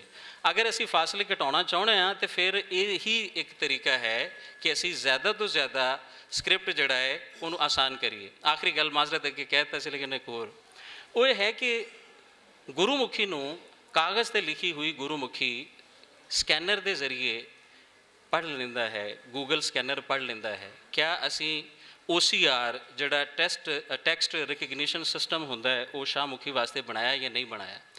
ਜਿਹੜੇ ਲੋਕ ਇੱਥੇ ਕੰਪਿਊਟਰ ਸਾਇੰਸ ਦੇ ਨੇ, ਮੈਂ ਉਹਨਾਂ ਦੀ ਬੇਨਤੀ ਕਰ ਰਿਹਾ ਹਾਂ ਕਿ ਉਹ ਇਹ ਕੰਮ ਕਰਨ, ਕਿਉਂਕਿ ਜਿੰਨਾ ਸਾਡਾ ਮਟੀਰੀਅਲ ਪਿਆ ਹੈ, ਇੱਕ ਤਾਂ ਇਹ ਤਰੀਕਾ ਹੈ ਕਿ ਅਸੀਂ ਉਹਨੂੰ ਕੰਪੋਜ਼ ਕਰਨ ਲੱਗ ਜਾਈਏ ਜਿਹਦੇ 'ਤੇ ਬਹੁਤ ਟਾਈਮ ਲੱਗੇਗਾ, ਲੇਕਿਨ ਅਗਰ ਅਸੀਂ OCR ਜਿਹੜਾ ਪੰਜਾਬੀ ਸ਼ਾਹਮੁਖੀ ਦਾ ਬਣਾ ਲਈਏ ਤਾਂ ਫਿਰ ਸਾਡਾ ਜਿੰਨਾ ਸਰਮਾਇਆ ਹੈ ਨਾ ਸਿਰਫ ਉਹ ਕਿ ਮਹਿਫੂਜ਼ ਹੋਏਗਾ ਬਲਕਿ ਲੋਕਾਂ ਦੇ ਹੱਥਾਂ ਤੱਕ ਵੀ ਪਹੁੰਚੇਗਾ ਔਰ ਸਾਡੇ ਕੋਲ ਕਾਰਪਸ ਜਿਹੜਾ ਬਣਾਉਣਾ ਹੈ ਜਿਹੜਾ ਨਾ ਉਹ ਬਹੁਤ ਸੌਖਾ ਹੋ ਜਾਏਗਾ। ਬਹੁਤ ਸ਼ੁਕਰੀਆ। ਬਹੁਤ ਸ਼ੁਕਰੀਆ ਡਾਕਟਰ ਸਾਹਿਬ, ਬਹੁਤ ਮਿਹਰਬਾਨੀ। OCR ਦੀ ਗੱਲ ਹੋ ਰਹੀ ਸੀ ਤੇ ਮੈਂ ਥੋੜ੍ਹਾ ਜਿਹਾ ਐਕਸਪੀਰੀਅੰਸ ਕਰਕੇ ਜਿਸ ਤਰ੍ਹਾਂ ਤੁਸੀਂ ਗੁਰਮੁਖੀ ਦਾ ਦੱਸਿਆ, ਗੁਰਮੁਖੀ ਦੀ ਪਹਿਲੇ ਗੱਲ ਕਰਾਂਗੇ ਕਿ ਉਹਦੇ 'ਚ ਪ੍ਰੋਨੰਸੀਏਸ਼ਨ ਜਿਹੜਾ ਹੈ ਨਾ ਉਹ ਵਾਹਤ ਮੇਰਾ ਖਿਆਲ ਹੈ ਕਿ ਗਲਤ ਹੋ ਹੀ ਨਹੀਂ ਸਕਦਾ। ਜਿਹੜਾ ਲਫ਼ਜ਼ ਜਿਸ ਤਰ੍ਹਾਂ ਲਿਖਿਆ ਹੈ ਨਾ ਉਹ ਉਸੇ ਤਰ੍ਹਾਂ ਹੀ ਪੜ੍ਹਿਆ ਜਾਏਗਾ। ਦੂਸਰਾ OCR ਦਾ ਜਿਹੜਾ ਹੈ ਕਿ ਮੈਂ ਇੱਕ ਪ੍ਰੈਕਟਿਸ ਕਰਕੇ ਦੇਖੀ ਗੂਗਲ 'ਤੇ ਜਾ ਕੇ, ਜਿਹੜਾ ਹੈ ਨਾ ਗੂਗਲ 'ਤੇ ਜਦੋਂ ਅਸੀਂ ਲੈਂਗੁਏਜ ਨੂੰ ਅਸੀਂ ਕਰਦੇ ਹਾਂ ਨਾ, ਉਹਦੀ ਤਸਵੀਰ ਬਣਾਉਂਦੇ ਹਾਂ ਜਾਂ ਜਦੋਂ ਅਸੀਂ ਕਰੀਦਾ ਟਰਾਂਸਲੇਸ਼ਨ ਉਹਦੀ ਕਰੀਦੀ, ਉਹਦੇ 'ਤੇ ਆਪਸ਼ਨ ਆਉਂਦਾ ਕੈਮਰੇ ਦਾ। ਜਦੋਂ ਅਸੀਂ ਕੈਮਰੇ ਨਾਲ ਤਸਵੀਰ ਉਤਾਰਨੇ ਹਾਂ ਅਤੇ ਅਗਰ ਉਹਨੂੰ ਅਸੀਂ ਕਰੀਏ, ਉਹ ਪੁੱਛਦਾ ਹੈ ਕਿ ਤੁਸੀਂ ਇਹਨੂੰ ਟਰਾਂਸਲੇਟ ਕਰਨਾ ਹੈ ਜਾਂ ਇਹਦਾ ਓਰੀਜਨਲ ਤੁਹਾਨੂੰ ਚਾਹੀਦਾ ਹੈ, ਅਤੇ ਉਹ ਅਗਰ ਓਰੀਜਨਲ ਕਰੀਏ ਤਾਂ ਮੇਰਾ ਖਿਆਲ ਕੋਈ ਵੀ ਜ਼ੁਬਾਨ ਦਾ ਉਹਦਾ OCR ਬਾਕਾਇਦਾ ਤਾਂ ਨਹੀਂ ਬਣਿਆ ਹੋਇਆ, ਲੇਕਿਨ ਗੂਗਲ ਵਾਲਿਆਂ ਨੇ ਥੋੜ੍ਹੀ ਜਿਹੀ ਸਹੂਲਤ ਦੇਖੀ, ਮੈਂ ਦੇਖਿਆ ਉਹਦੇ ਤੋਂ। नहीं बड़ा अच्छा असल है ना कि फ़ारसी, अरबी और उर्दू और पंजाबी शाहमुखी जड़ा स्क्रिप्ट एक है ना, लेकिन खास तौर पे पंजाबी लफ्ज़ारी दा जड़ा नो नहीं है। इस वाले नाल भी असी डिजिटलाइजेशन दी भी ਜਿਹੜਾ ਹੈ ਡਾਕਟਰ ਆਸਮ ਸਾਹਿਬ ਮੌਜੂਦ ਨੇ, ਇਹਨਾਂ ਦੇ ਬਾਰੇ ਗੱਲਬਾਤ ਜ਼ਰੂਰ ਉਹ ਕਰਨਗੇ। ਅਤੇ ਡਾਕਟਰ ਸਈਦ ਅਹਿਮਦ ਸਾਹਿਬ, ਯਾਨੀ ਕਿ ਅਸੀਂ ਲੁਗਤ ਦੀ ਜਿਹੜੀ ਅਹਿਮੀਅਤ ਦੇ ਹਵਾਲੇ ਦੇ ਨਾਲ ਗੱਲਬਾਤ ਕਰ ਰਹੇ ਹਾਂ, ਅਤੇ ਜ਼ਰਾ ਅਹਿਮੀਅਤ ਕੀ ਹੈਗੀ ਸਾਡੀ ਅੱਜ ਦੀ ਸੁਸਾਇਟੀ ਦੇ ਵਿੱਚ, ਲੁਗਤ ਵੇਖਣਾ ਜਿਹੜਾ ਉਹ ਕਿਉਂ ਜ਼ਰੂਰੀ ਹੈ ਜਾਂ ਅਸੀਂ ਕਿਉਂ ਦੇਖੀਏ। ਮੈਨੂੰ ਅਗਰ ਮੈਂ ਜਿਸ ਤਰ੍ਹਾਂ ਡਾਕਟਰ ਸਾਹਿਬ ਨੇ ਗੱਲ ਕੀਤੀ, ਅਗਰ ਮੈਨੂੰ ਆਪਣੀ ਜ਼ੁਬਾਨ ਆਉਂਦੀ ਹੈ ਅਤੇ ਮੈਨੂੰ ਫਿਰ ਲੁਗਤ ਦੇਖਣ ਦੀ ਜਾਂ ਪਰਖਣ ਦੀ ਕਿਉਂ ਜ਼ਰੂਰਤ ਹੈ ਫਿਰ ਵੀ? जी शुक्रिया चांद साहब। सब तो पहले तो मैं तौहीद ਚੱਠਾ साहब, खौला चीमा साहिबा इन्हों का शुक्रगुजार हाँ और मुबारकबाद कि इन्ना सोहना मेला इन्होंने सजाया है और सानू इज्जत दी, गलबात करने का मौका दिता। लुगत की अहमियत के बारे या इसकी लोड़ के बारे मैं पहले अपना एक तजर्बा थोड़े नाल शेयर करना चाहना। 4-5 साल पहले मेरे को एक स्टूडेंट आई, वो ओपन यूनिवर्सिटी तो PhD कर रही सी ते तकरीबन रोवन वाली वो सूरत सी कि सर मैं 2-3 दफ़ा खाका सिनॉप्सिस भेजा तो वो रिजेक्ट हो गया है, तो कोई ऐसा मौजू दो जड़ा फौरन मंजूर हो जाए। तो मैं क्या थोड़ी कोई पसंद नापसंद कोई एरिया ऑफ इंटरस्ट? उन्हें कहा जी मेरा कोई इंटरस्ट नहीं, बस ये कि उत्थे मंजूर हो जाए। मैं उन्होंने दिनों ना एक लुगत ते काम कर रहा सा, वो अजीबो गरीब जहा लुगत है, उर्दू हरीफ है मैकाले, अंग्रेज़ी तर्ज पर। तो मैं क्या कि मौजू तो मंजूर हो जाएगा लेकिन थोड़ा वखरा तो औखा जहा है। कहती सर जी की मौजू है? मैं क्या तुसी उर्दू लुगात, अकसाम, मसाइल और मबाहिस ये ते काम कर सकते हो? वो कहती सर लुगत या डिक्शनरी तो एको ही होंदी है, उहदी किहड़ी किस्मां होंदियां ने? तो मैं क्या नहीं, उन्हां बड़ा वन पवनियां ते बड़े रंग होंदे ने उन्हां भाई लुगत की है, फ़रहंग की है, कशाफ की है, इंसाइक्लोपीडिया की है, जुल्लिसानी की ने, कसीरुल्लिसानी की ने, थेसारस की है। तो कहती सर मैं तो पहली दफ़ा सुन रही हैं कि लुगतां या डिक्शनरियाँ भी इस तरह दियां होंदियां ने। तो अच्छा तो जे मैं काम करा तो डिक्शनरियाँ लभणगियां कित्थों? मैं क्या डिग्री तू लैनी है, हुण तू ही लभ इन्होंने। तो कहती जी ये तो बड़ा औखा काम है। मैं क्या चलो मेरे कोल ज़ाती जड़ियाँ डिक्शनरियाँ ने ना, उन्होंने तो बिस्मिल्ला कर लेने हैं। तो मैं सर उन्होंने कोई 100 तो जायद लुगात अपने घरों फराहम कीतियां। उन्होंने साढ़े बच्चों को ये नहीं पता कि लुगत डिक्शनरी ये बड़ी रंगा रंगी है। बच्चे यही समझते हैं कि एक औखा लफ्ज़ है, मुश्किल लफ्ज़ है, तो वो मानी तो अल्लाह अल्लाह खैर सन, लेकिन ये बड़े बड़े रंगा रंगी है। तो मैं एक छोटी जी फहरिस्त बनाई है कि उर्दू लुगत की जिहड़ी मुख्तलिफ किस्मां ने वो थोड़े नाल शेयर किया जाए तो किस किस्म की तहकीक विच किहड़े लुगत या डिक्शनरियाँ मददगार ने। यानी लुगत की जिहड़ी मुख्तलिफ, क्योंकि साढ़े बच्चे खासकर उर्दू पंजाबी वाले उन्हां कोल बड़े महदूद मौजूआत होंदे ने। कोई नावल या शायर पकड़ लिया तो वह फनी और फिक्री, जोड़ा फनी थोड़ा होंदा है तो फनी ज़्यादा होंदा है। तो और जायज़ा भी बस जायज़ा ही होंदा है। तो जिहड़ा इन्हां बैनुल उलूमी रिसर्च जे तुसी मुआशरे के दूसरे जिहड़े तबके ने या उलूम व फनून ने उन्होंने भी अगर नाल जोड़ना है तो फिर किस किस्म दियाँ डिक्शनरियाँ, किस किस्म के लुगत साड़ी मदद कर सकती जी सर। पहली गल तो है कि उर्दू च भी लुगत जिहड़े ने वो अरबी फ़ारसी तो मुतासर होकर लिखे गए। और दिलचस्प गल है कि पहले मंजूम लुगत सानू नज़र आते हैं कि जिन्हां विच एक लफ्ज़ अरबी या फ़ारसी का है तो वह तर्जुमा उर्दू च मिल जाता है। ये उलट भी है कि उर्दू का लफ्ज़ है और वह तर्जुमा बच्चों नू बालां नू सिखाण लई। तो एक लुगत सी जिन्हां निसाब नामे आखदे सी। निसाब नामे की अजीब गल ये कि उहदे 200 शेर होंदे सी, क्योंकि किसी ज़माने जिहड़े बंदे कोल 200 दिरहम होंदे सी वो साहिब निसाब हुंदा सी। ये एक पाबंदी उहदे च रखी गई। तो उर्दू जिहड़ियां डिक्शनरियां ने उन्होंने भी मंजूम लुगात ते निसाब नामियां तो आगाज़ किया। फिर उर्दू का जिहड़ा बेहतरीन, अच्छा उर्दू च लुगत मुज़क्कर ते मुअन्नस दोनों तरह ही बोलिया जाता है। तो जिहड़ा पहला सानू लुगत नज़र आता है उर्दू च वो अब्दुल वासे हांसवी का है, गराइबुल लुगात, जिहदे च उर्दू लफ्ज़ ते उन्हां दे फारसी का चलन चूँकि ज़्यादा से तो उर्दू लफ्ज़ दे के फारसी च उहदी वजाहत की गई। उहदे ते मीर तकी मीर दे मामू जिहड़े ने सिराजुद्दीन अली खान आरजू, उन्होंने फिर उहदी तहकीक करके उहदी तसीह करके नवादिर उल अल्फाज उस दे नाम नाल ये उर्दू का पहला वड्डा लुगत कहा जा सकता है। उस तो बाद अंग्रेज़, फ्रांसीसी, पुर्तगाली ये लोग जिहड़े आ रहे हैं हिंदुस्तान, इन्होंने अपनी ज़रूरतों के तहत लुगात, अंग्रेज़ी उर्दू लुगत, फ्रांसीसी उर्दू लुगत, पुर्तगाली उर्दू लुगत, इस तरह के उहदे च John Shakespeare, Joseph Taylor, Duncan Forbes, doctor Fallon, Platts, यह लुगत सानू पहले अवलीन लुगत नज़र आते हैं। उर्दू का पहला जिहड़ा मोतबर मुस्तनद लुगत जिन्हों आखते हैं वह फरंगे आसफिया है। सैयद अहमद दहलवी का 4 जिल्दां च हुण यकजा कर दिता गया।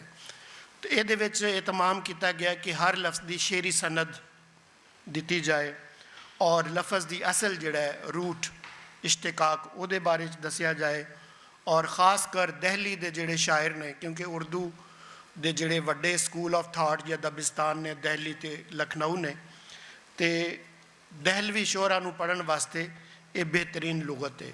ये मुकाबिल मौलवी नूरुल हसन नैयर, उन्हां दा लुगत नूरुल लुगात, ये भी 4 जिल्दां च, इन्होंने भी हर लफ्ज़ दे नाल शेरी सनद की कोशिश की है। इराब और इश्तिकाक जिहड़ा है कि ये लफ्ज़ की असल की है, उहदियां मुख्तलिफ शक्लां की ने। वो इस तरह कुछ और लुगत ने जिन्हां च जामिउल लुगात ख्वाजा अब्दुल मजीद, मुहज़्ज़िबुल लुगात मुहज़्ज़ब लखनवी, इल्मी उर्दू लुगत वारिस सरहंदी, इन्होंने खसूसन गालिब, मोमन, ज़ौक, नज़ीर ते इकबाल के कलाम नूं ज़्यादा पेश नज़र रखा है अपने ज़ख़ीरा अल्फाज विच। उर्दू का सब तो वड्डा लुगत जिहड़ा लगभग 52 साल च मुकम्मल होया और तरक्की उर्दू बोर्ड, और उर्दू लुगत तारीखी उसूल पर, तो ये ऐप च भी मौजूद है, आडियो भी तुसी सुन सकते हो। तो उर्दू वास्ते बेहतरीन लुगत ने। जदीद नसीमुल लुगात, ये भी बहुत खूबसूरत लुगत है। बाकी कुछ लुगात सिर्फ नाम मैं लेना चाहांगा जिहड़े अहम लुगत ने। एजाजुल लुगात जुल्फ़कार अहमद ताबिश, मुख्तसर उर्दू लुगत कौमी कौंसिल बराए फ़रोग़ उर्दू ज़ुबान, आयना उर्दू लुगत प्रोफेसर अली हसन, नई उर्दू लुगत नजीब रामपुरी, राफ़िउल लुगात डॉक्टर फरमान फ़तेहपुरी, फ़िरोज़ुल लुगात अलहाज फ़िरोज़ुद्दीन, राबिया उर्दू लुगत सईद शेख, अज़हरुल लुगात अलहाज मोहम्मद अमीन भट्टी, जदीद उर्दू लुगत अशरफ नदीम, आदिमुल लुगात हाजी लखलक। अच्छा, लुगत के नाल दूसरा जिहड़ा लफ्ज़ है वह फरहंग। फरहंग तुहानूं पता है कि किसी खास मतन जिहड़ा है, कोई किसी खास शायर के कलाम का फरहंग बना रहे जे, या किसी शेरी कुलियात का, या किसी नावल का नसरी फरहंगा भी मौजूद ने। उर्दू च इस तरह की फरहंगा की एक लंबी तादाद है और उहदे च कुछ नाम मैं सिर्फ फरहंगे शफ़क मुंशी लालता प्रसाद शफ़क लखनवी, फरहंगे असर मिर्ज़ा जाफ़र अली ख़ान असर लखनवी, फरहंगे आमिरा मोहम्मद अब्दुल्ला ख़ान खिशगी। ये उन्होंने ज़्यादा एहतमाम किया है कि अरबी और फारसी के नाल तुर्की अल्फाज का बड़ा ज़ख़ीरा जिहड़ा है वो फरहंगे आमिरा च। तुसी तलफ़ुज़ की गल कर रहे सी, उहदे वास्ते उर्दू का बेहतरीन जिहड़ा लुगत है वह है फरहंगे तलफ़ुज़ शानुल हक हकी, जिन्होंने ऑक्सफोर्ड इंग्लिश डिक्शनरी का भी उर्दू तर्जुमा किया है। इस तरह फरहंगे कारवां फजल इला यारिफ, ये भी लगभग हर लफ्ज़ के नाल शेरी सनद का एहतमाम किया गया, बहुत बेहतरीन लुगत है। फिर साढ़े उर्दू के जोड़े सब तो वड्डे मुदव्विन ने, तदवीन साज ने, जिन्होंने खुदाए तदवीन भी आख्या जाता है, रशीद हसन खान, उन्हों का क्लासिकी अदब की फरहंग जिदे उन्होंने क्लासिकी अदब दियाँ कुछ किताबां फसाना अजायब, बागो बहार, गुलजार नसीम, सहरुल बयान, मसनवियात शौक़, इंतखाब सौदा, नज़ीर अकबर आबादी, नज़ीर अहमद की कहानी, दहली की आखिरी शमा, ये मतन अपने सामने रख के तो ये फरहंग बनाई है। शायरी दियाँ भी बहुत सारिया फरहंगा बनाई गई। फरहंग कलाम मीर, अब्दुल रशीद, फरहंग इकबाल, नसीम अमरोहवी। एक शायर ने उर्दू दे जिन्होंने शायर हफ्त जुबान आखना चाहिए, तो मेरे ख्याल च उर्दू दे सब तो मुश्किल शायर जिहड़े ने उन्हों का नाम है अब्दुल अजीज़ खालिद। उन्हों का एक शेर है कि इकबालो मीरो गालिब अब्दुल अजीज़ खालिद, चारों अबुल बयां हैं चारों अबद निशां हैं। ये शायर हफ्त जुबान ने अरबी, फारसी, पंजाबी, इबरानी, सुरयानी, अंग्रेज़ी इन्हां दे अल्फाज बड़ी कसरत दे नाल इन्हां दे कलाम च ने। तो इन्हां दी एक तो ज़्यादा फरहंगा बनाई गई ने। साढ़े दोस्त ने डॉक्टर मोहम्मद नवाज़ कंवल, उन्होंने फिर मेरी निगरानी च एक PhD का थीसिस जिहड़ा है वो भी फरहंगे कलाम अब्दुल अजीज़ खालिद उहदे ते होया है। तो इस तरह फरहंगे कुलियात मोमिन, फरहंगे कुली कुतुब शाह, कुलियात राशिद, फरहंगे कुलियात मजीद अमजद, फरहंगे कुलियात अहमद मुश्ताक। इस तरह फिक्शन दियाँ जिहड़ियां किताबां ने साड़ियाँ दास्ताना, उन्हां दियां बहुत सारियां फरहंगा बनाइयां ने। फरहंगे बोस्तान ख्याल, फरहंगे तिलिस्म होशरुबा, फरहंगे फसाना आज़ाद। इस तरह गालिब दे जिहड़े मकातीब ने उन्हां दी फरहंग बनाई गई है जी।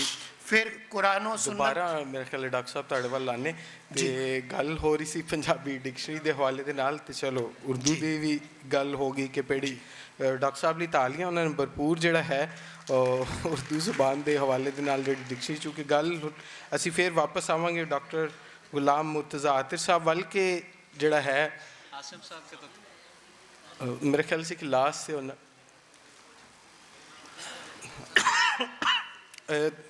ਚਲੋ ਡਾਕਟਰ ਸਾਹਿਬ ਤੁਸੀਂ ਆਤਿਰ ਸਾਹਿਬ ਵੱਲ ਕਿ ਜ਼ੁਬਾਨ ਜਿਹੜੀ ਹੈ ਡਿਕਸ਼ਨਰੀ ਉਹ ਕਿਸ ਤਰ੍ਹਾਂ ਜਿਹੜਾ ਉਹ ਜ਼ੁਬਾਨ ਦੇ ਵਧਾ ਲਈ ਆਪਣਾ ਜਿਹੜਾ ਉਹ ਕਿਰਦਾਰ ਅਦਾ ਕਰਦੀ, ਜਿਹੜੀ ਲੁਗਤ ਹੈ ਜਾਂ ਬਣਦੀ ਹੈ, ਜਾਂ ਕਿਸ ਤਰ੍ਹਾਂ ਜ਼ੁਬਾਨ ਦਾ ਉਹਦੇ ਵਿੱਚ ਕੀ ਕਿਰਦਾਰ ਹੈ, ਜਾਂ ਕਿਸ ਤਰ੍ਹਾਂ ਵਾਧਾ ਹੁੰਦਾ ਹੈ ਜਾਂ ਕਰ ਸਕਦੀ ਹੈ ਲੁਗਤ। बिस्मिल्लाहिर्रहमानिर्रहीम, अस्सलामु अलैकुम।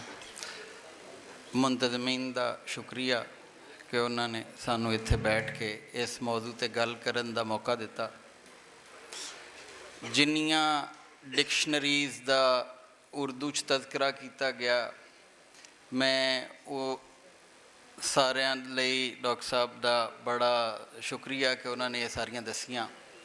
ये तमाम डिक्शनरीज़ दे पहले पेज ते लिखिया होया बई ये किनियां कापियां छपियां, तो पाकिस्तान च अज तक जितनियां डिक्शनरीज़ है उन्हां दियां सारियां कापियां गिन लो तो वो 3000 नहीं बनी। पाकिस्तान दे अंदर पंजाबी दे जिन्ने डिपार्टमेंट ने उन्हां दे सारे स्टूडेंट्स नूं अगर गिन लो तो वो 10,000 स्टूडेंट नहीं बनता। असी जिन्नियां पाकिस्तान दे अंदर कॉन्फ्रेंसेस और जिन्ने ये किताबां लिखियां वो इस 10,000 लोगों लिए लिखियां जा रही। इन्हां 10,000 लोगों के शौक लई और इन्हां दे ज़हन नूं तरावत देण लई असी होर 50 कॉन्फ्रेंसां कर लईए तो शायद वो इन्हां दे ज़हन जिहड़ा उन्हां नूं तरावत मिलती रहेगी, खुशी मिलती रहेगी।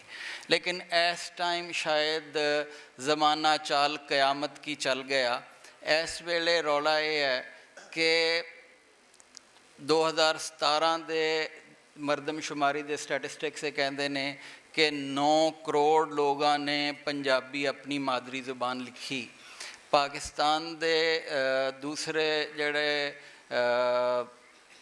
स्टैटिस्टिक्स डिपार्टमेंट ने जड़े शुमारियात जारी किए उहदे मुताबिक पाकिस्तान की 48% आबादी वो है जिन्हों अपना नाम नहीं लिखना आंदा, क्योंकि जिन्हों नाम लिखना आंदा वो पाकिस्तान पढ़िया लिखा शुमार हो गया। उस दे बावजूद पाकिस्तान की 48% आबादी वो है जिन्हों लिखना पढ़ना अपना नाम नहीं आंदा। इस टाइम अगर तुसी दुनिया दियाँ तकरीबन 200 ज़ुबानां उन्हां दे अंदर ये ऐसा मुमकिन है कि मैं अपनी ज़ुबान च बोलां और तुसी सामने बैठे अपनी ज़ुबान दे विच सुनो, मेरी ज़ुबान च ना सुनो। मैं इस टाइम अगर AI दे आर्टिफिशियल इंटैलीजेंस दे बेशुमार टूल्स दे अंदर जिहड़ी चीज़ भी उनका वो मैनू पंजाबी दे मुतालिक शायद 5% भी सही नहीं दसदा। मैं एक एक्सपर्ट लिंग्विस्ट नाल इस मामले च गल कीती ਕਿ ਇੱਥੇ ਵੀ ਅੱਗੇ ਸਾਡੇ ਦੋਸਤਾਂ ਤਜ਼ਕਰਾ ਕੀਤਾ ਕਿ ਇਹ ਕੰਪਿਊਟਰ ਸਾਇੰਸ ਵਾਲੇ ਕਰ ਲੈਣ। ਕੰਪਿਊਟਰ ਸਾਇੰਸ ਵਾਲੇ ਕਹਿੰਦੇ ਆ ਮੈਨੂੰ ਗ੍ਰਾਮਰ ਕੋਈ ਨਹੀਂ ਆਉਂਦੀ, ਮੈਨੂੰ ਪੰਜਾਬੀ ਜ਼ੁਬਾਨ ਕੋਈ ਨਹੀਂ ਆਉਂਦੀ, ਪੰਜਾਬੀ ਵਾਲਿਆਂ ਨੂੰ ਕੰਪਿਊਟਰ ਨਹੀਂ ਆਉਂਦਾ। ਮੈਂ ਇੱਕ ਐਕਸਪਰਟ ਨੂੰ ਉਹਨਾਂ ਦੇ ਨੂੰ ਬਾਹਰ ਦੇ ਨੂੰ ਪੁੱਛਿਆ ਕਿ ਤੁਸੀਂ ਬਾਕੀ ਜ਼ੁਬਾਨਾਂ 'ਤੇ ਕੰਮ ਕੀਤਾ ਅਤੇ ਸਾਡੀ ਇਹ ਪੰਜਾਬੀ ਜ਼ੁਬਾਨ ਇੰਨੇ ਜ਼ਿਆਦਾ ਲੋਕ ਇਹਨੂੰ ਇਸਤੇਮਾਲ ਕਰਦੇ ਨੇ, ਇਹ 'ਤੇ ਕੋਈ ਨਹੀਂ ਕੀਤਾ। ਉਹਨੇ ਮੈਨੂੰ ਅੱਗੋਂ ਸਵਾਲ ਕੀਤਾ ਕਿ ਸਰਕਾਰ ਇਹ ਮੈਂ ਕਰਨਾ ਸੀ ਜਾਂ ਤੁਸੀਂ ਪੰਜਾਬੀ ਜਿਹੜੇ ਆਪਣੇ ਆਪ ਨੂੰ ਕਹਿੰਦੇ ਹੋ ਤੁਸਾਂ ਕਰਨਾ। ਅਸੀਂ ਉਹਦੇ ਮੁਤਾਬਿਕ ਇਸ ਟਾਈਮ ਅਗਰ ਡਿਜੀਟਲ ਵਰਲਡ 'ਚ ਇਹਨਾਂ ਲੋਕਾਂ ਨੇ ਸਿਰਫ ਸਾਂਸ ਲੈਣਾ ਔਰ ਆਜ਼ਾਦ ਤੌਰ 'ਤੇ ਜ਼ਿੰਦਾ ਰਹਿਣਾ ਅਤੇ ਇਹਨਾਂ ਨੂੰ ਇਹ ਡਿਕਸ਼ਨਰੀਜ਼ ਔਰ ਇਹਦੇ ਉੱਤੇ ਡਿਜੀਟਲਾਈਜੇਸ਼ਨ ਦੇ ਉੱਤੇ ਕੰਮ ਕਰਨਾ। ਜੇ 1 ਸਾਲ ਪੰਜਾਬੀ ਅਦਬ ਮਾਜ਼ਰਤ ਦੇ ਨਾਲ 1 ਸਾਲ ਪੰਜਾਬੀ ਅਦਬ ਦੀਆਂ ਸਾਰੀਆਂ ਕਿਤਾਬਾਂ ਬੰਦ ਵੀ ਹੋ ਗਈਆਂ ਤੇ ਸ਼ਾਇਦ ਇਹ 10,000 ਲੋਕਾਂ ਨੂੰ ਜਿਹੜਾ ਨਾ ਥੋੜ੍ਹੀ ਜਿਹੀ ਤਕਲੀਫ ਹੋਏਗੀ। ਲੇਕਿਨ ਅਗਰ 1 ਸਾਲ ਇਹ ਡਿਜੀਟਲਾਈਜੇਸ਼ਨ 'ਚ ਤੁਸੀਂ ਪਿੱਛੇ ਚਲੇ ਗਏ ਤੇ ਕਮ ਅਜ਼ ਕਮ 1 ਸਾਲ ਦੇ ਅੰਦਰ ਇਸ ਟਾਈਮ ਸਪੀਡ ਚੇਂਜ ਇੰਨੀ ਜ਼ਿਆਦਾ ਹੈ ਕਿ ਤੁਸੀਂ 100 ਸਾਲ ਦਾ ਸਫ਼ਰ ਜਿਹੜਾ ਉਹ ਪਿੱਛੇ ਰਹਿ ਜਾਣਾ। ਔਰ ਉਹਦੇ ਲਈ ਪੰਜਾਬੀ ਡਿਪਾਰਟਮੈਂਟ ਔਰ ਪੰਜਾਬੀ ਦੇ ਮੁਤਲਕ ਡਿਕਸ਼ਨਰੀ ਇਹ ਪਹਿਲਾ ਔਰ ਬੁਨਿਆਦੀ ਹੈ, ਕਿਉਂਕਿ ਉਸ ਡਿਕਸ਼ਨਰੀ ਤੋਂ ਬਗੈਰ ਜਿਹੜੀ ਡਿਕਸ਼ਨਰੀ ਅੱਜ ਡਿਜੀਟਲ ਡਿਕਸ਼ਨਰੀ ਤੁਸੀਂ ਕਹਿੰਦੇ ਹੋ, ਉਸ ਡਿਕਸ਼ਨਰੀ ਤੋਂ ਬਗੈਰ ਇਹ ਪੋਸੀਬਲ ਹੀ ਨਹੀਂ ਹੈ ਕਿ AI ਤੋਂ ਆਰਟੀਫਿਸ਼ੀਅਲ ਇੰਟੈਲੀਜੈਂਸ ਤੋਂ ਤੁਸੀਂ ਨੌਲੇਜ ਜਿਹੜਾ ਉਹ ਵਾਪਸ ਆਪਣੀ ਜ਼ਬਾਨ 'ਚ ਕਰ ਸਕੋ। ਜਾਂ ਤਾਂ ਤੁਸੀਂ ਆਪਣੇ ਆਪ ਨੂੰ 100 ਸਾਲ ਪਿੱਛੇ ਰਹਿਣ ਦੇ। ਇਹ ਅੱਜ ਦੇ ਜਿਹੜੇ ਸਾਰੇ ਲੋਕ ਨੇ ਇਹ ਜ਼ਿੰਮੇਦਾਰ, ਇਹਨਾਂ ਦੇ ਗਲੇ ਦੇ ਵਿੱਚ ਇਹ ਜ਼ਿੰਮੇਦਾਰੀ ਪੈਣੀ ਹੈ ਕਿ ਇਹ ਇਸ ਚੀਜ਼ ਦੇ ਉੱਤੇ ਇਹਨਾਂ ਕੰਮ ਕੋਈ ਨਹੀਂ ਕੀਤਾ ਔਰ ਇਹ 100 ਸਾਲ ਆਵਾਮ ਨੂੰ, ਚੂँकि ਇਹ ਜਾਣਦੇ ਸਨ, ਇਹਨਾਂ ਪਿੱਛੇ ਰੱਖਿਆ। ਔਰ ਇਹ ਸ਼ਾਇਦ 2 ਕਹਾਣੀਆਂ ਔਰ ਬਹੁਤ ਅੱਛੀ ਹੋਏਗੀ ਉਹ ਲਿਖ ਲੋਗੇ, ਲੇਕਿਨ ਪੰਜਾਬੀ ਜਿਨ੍ਹਾਂ ਲੋਕਾਂ ਦੀ ਮਾਂ ਬੋਲੀ ਹੈ ਔਰ ਜਿਨ੍ਹਾਂ ਲੋਕਾਂ ਨੂੰ ਚਾਹੀਦੀ ਹੈ ਔਰ ਜਿਨ੍ਹਾਂ ਲੋਕਾਂ ਨੇ ਹੁਣ ਇਸ ਟਾਈਮ ਜਾਂ ਤੁਸੀਂ 9 ਕਰੋੜ ਲੋਕਾਂ ਨੂੰ ਛੱਡ ਦਿਓ ਪਿੱਛੇ ਕਿ ਉਹ 100 ਸਾਲ ਪਿੱਛੇ ਰਹਿ ਜਾਣ, ਜ਼ਮਾਨਾ ਅੱਗੇ ਟੁਰ ਜਾਏ, ਜਾਂ ਸਾਨੂੰ ਉਸ ਦੇ ਉੱਤੇ ਉਹਦੀ ਲਿਸਾਨੀਆਤ ਦੇ ਉੱਤੇ ਉਹਦੀ ਡਿਕਸ਼ਨਰੀ ਦੇ ਉੱਤੇ ਕੰਮ ਕਰਨਾ ਪਏਗਾ। ਅਤੇ ਮੈਂ ਇਸ ਤੋਂ ਜ਼ਿਆਦਾ ਜਿਹੜਾ ਕਿ ਬਜਾਏ ਇਸ ਦੇ ਕਿ ਮੈਂ ਇਹ ਗੱਲਾਂ ਕਰਾਂ, ਮੈਂ ਕੁਝ ਚੀਜ਼ਾਂ ਤੁਹਾਡੇ ਨਾਲ ਸ਼ੇਅਰ ਕਰ ਸਕਣਾ ਕਿ ਅਸੀਂ ਇਸ ਟਾਈਮ ਲਿੰਗੁਇਸਟਿਕਸ ਡਿਪਾਰਟਮੈਂਟ ਦੇ ਉੱਤੇ ਪਿਛਲੇ 5 ਸਾਲ ਤੋਂ ਪੰਜਾਬੀ 'ਤੇ ਕੰਮ ਕਰ ਰਹੇ ਹਾਂ। ਅਗਰਚੇ ਹਰ ਇੱਕ ਨੇ ਬੜਾ ਹੈਰਾਨ ਹੋ ਕੇ ਸਾਡੇ ਡਿਪਾਰਟਮੈਂਟ ਵਾਲੇ ਕਹਿੰਦੇ ਕਿ ਚੰਗਾ ਭਲਾ ਤੁਸੀਂ ਸਾਨੂੰ ਅੰਗਰੇਜ਼ੀ ਤੋਂ ਚੁੱਕ ਕੇ ਅਤੇ ਆ ਪੰਜਾਬੀ ਇੱਕ ਨਖੇਧ ਲੋਕਾਂ ਦੀ ਜ਼ਬਾਨ ਹੈ ਜਿਹਦੇ 'ਤੇ ਅੱਗੇ ਸਾਨੂੰ ਨੌਕਰੀ ਵੀ ਕੋਈ ਨਹੀਂ ਮਿਲਦੀ, ਅੱਗੇ ਕੁਛ ਨਹੀਂ ਮਿਲਦਾ, ਉਹਦੇ 'ਤੇ ਲੈ ਆਉਂਦੇ ਹੋ। ਜਦਕਿ ਐਸਾ ਨਹੀਂ ਹੈ। ਅਗਰ ਤੁਸੀਂ ਇਹਦੇ 'ਤੇ ਕੰਮ ਕਰੋ ਔਰ ਇਹਦੇ 'ਤੇ ਇੰਨਾ ਜ਼ਿਆਦਾ ਸਾਰਾ ਹੀ ਬਿਲਕੁਲ ਖਾਲੀ ਪਿਆ।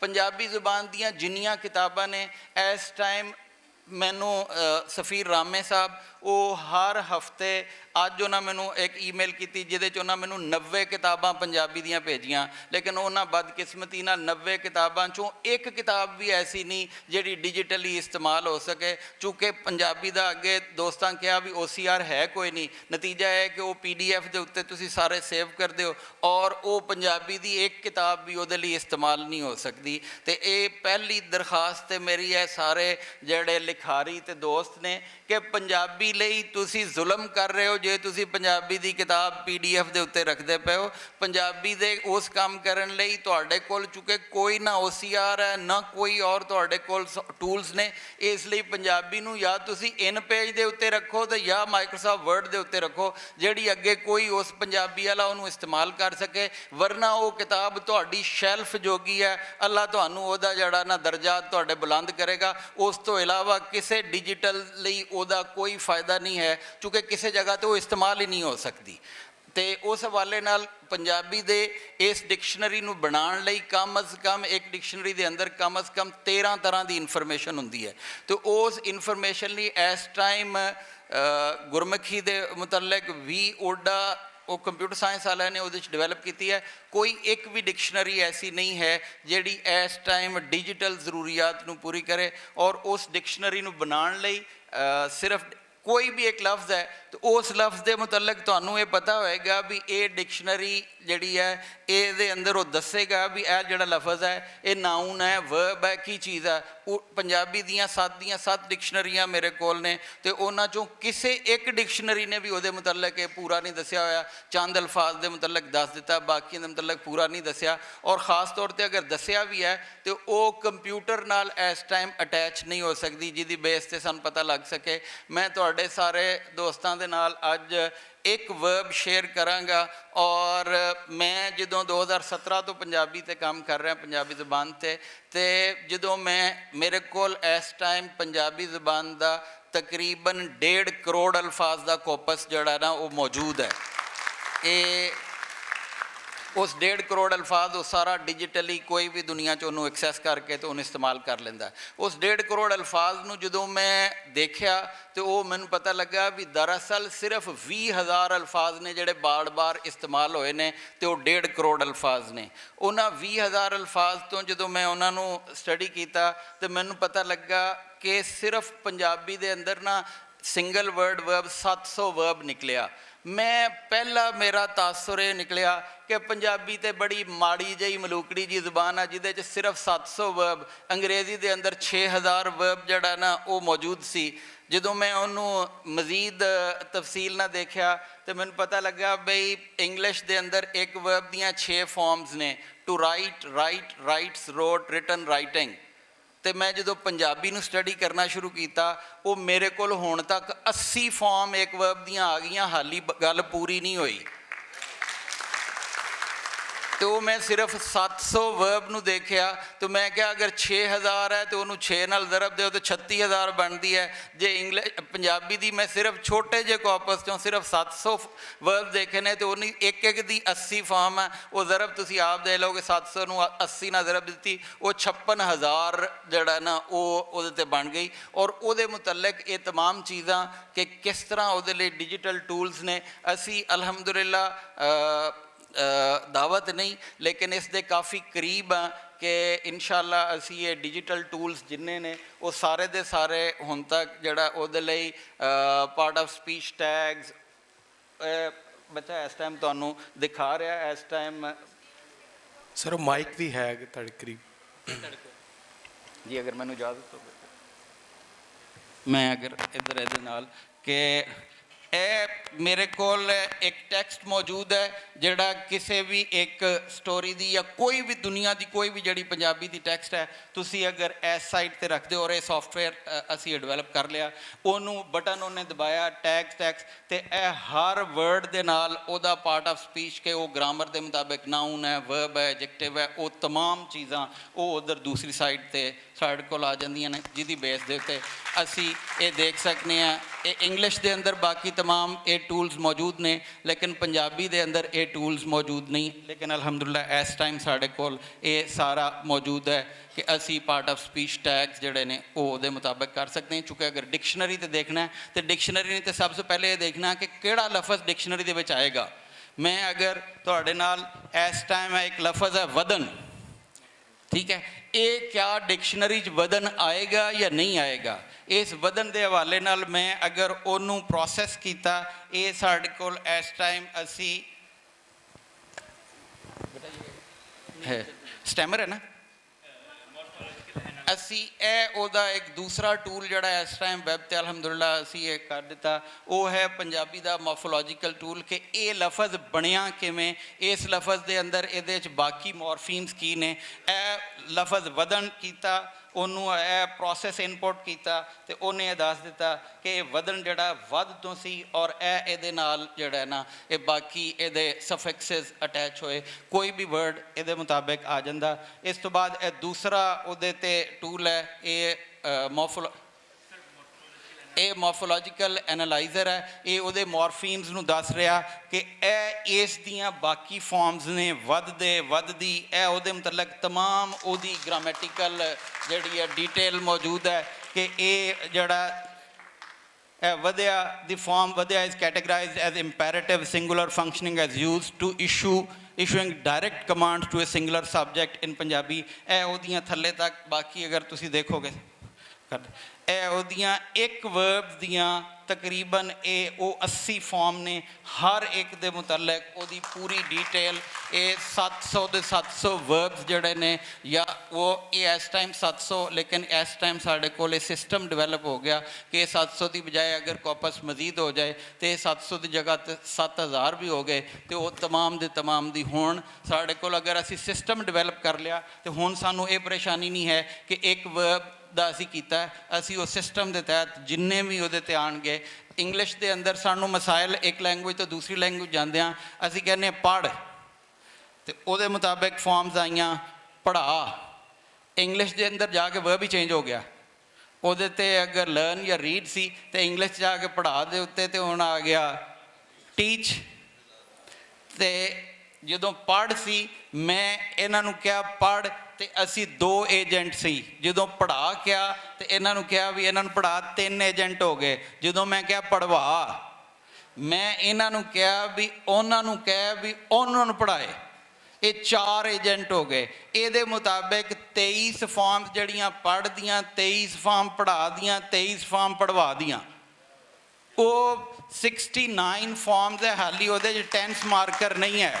ਤੇ ਉਹਦੇ ਮੁਤਾਬਿਕ ਹੁਣ ਤੁਸੀਂ ਅਗਰ ਉਹਦੇ ਲਈ ਦੇਖਣਾ ਤੇ ਕਿਸੇ ਵੀ ਦੂਸਰੀ ਲੈਂਗੁਏਜ ਦੇ ਅੰਦਰ ਅਗਰ ਉਹਨੂੰ ਟਰਾਂਸਲੇਟ ਕਰਨਾ ਤੇ ਉਹਨੂੰ ਇਹ ਸਾਰੀ ਇਨਫੋਰਮੇਸ਼ਨ ਦੇਣੀ। ਔਰ ਹਰ ਵਰਬ ਦੀ ਮਜ਼ੇਦਾਰੀ ਦੀ ਗੱਲ ਇਹ ਹੈ ਵੀ ਇਹ ਨਹੀਂ ਹੈ ਵੀ ਇੱਕ ਵਰਬ ਦੀ ਹੈ, ਇਹ ਸਾਰੇ ਵਰਬ ਦਾ ਰੈਗੂਲਰ ਪੈਟਰਨ ਹੈ। ਤੇ ਮੇਰੇ ਜਿਹੜੇ 4.5 ਕਰੋੜ ਲੋਕ ਪੜ੍ਹੇ ਲਿਖੇ ਨਹੀਂ ਹੈ, ਉਹਨਾਂ ਦੇ ਕੋਲ ਵੀ ਇਹ ਵਰਬ ਸੇਮ ਪੈਟਰਨ ਤੇ ਆ ਰਹੇ ਨੇ।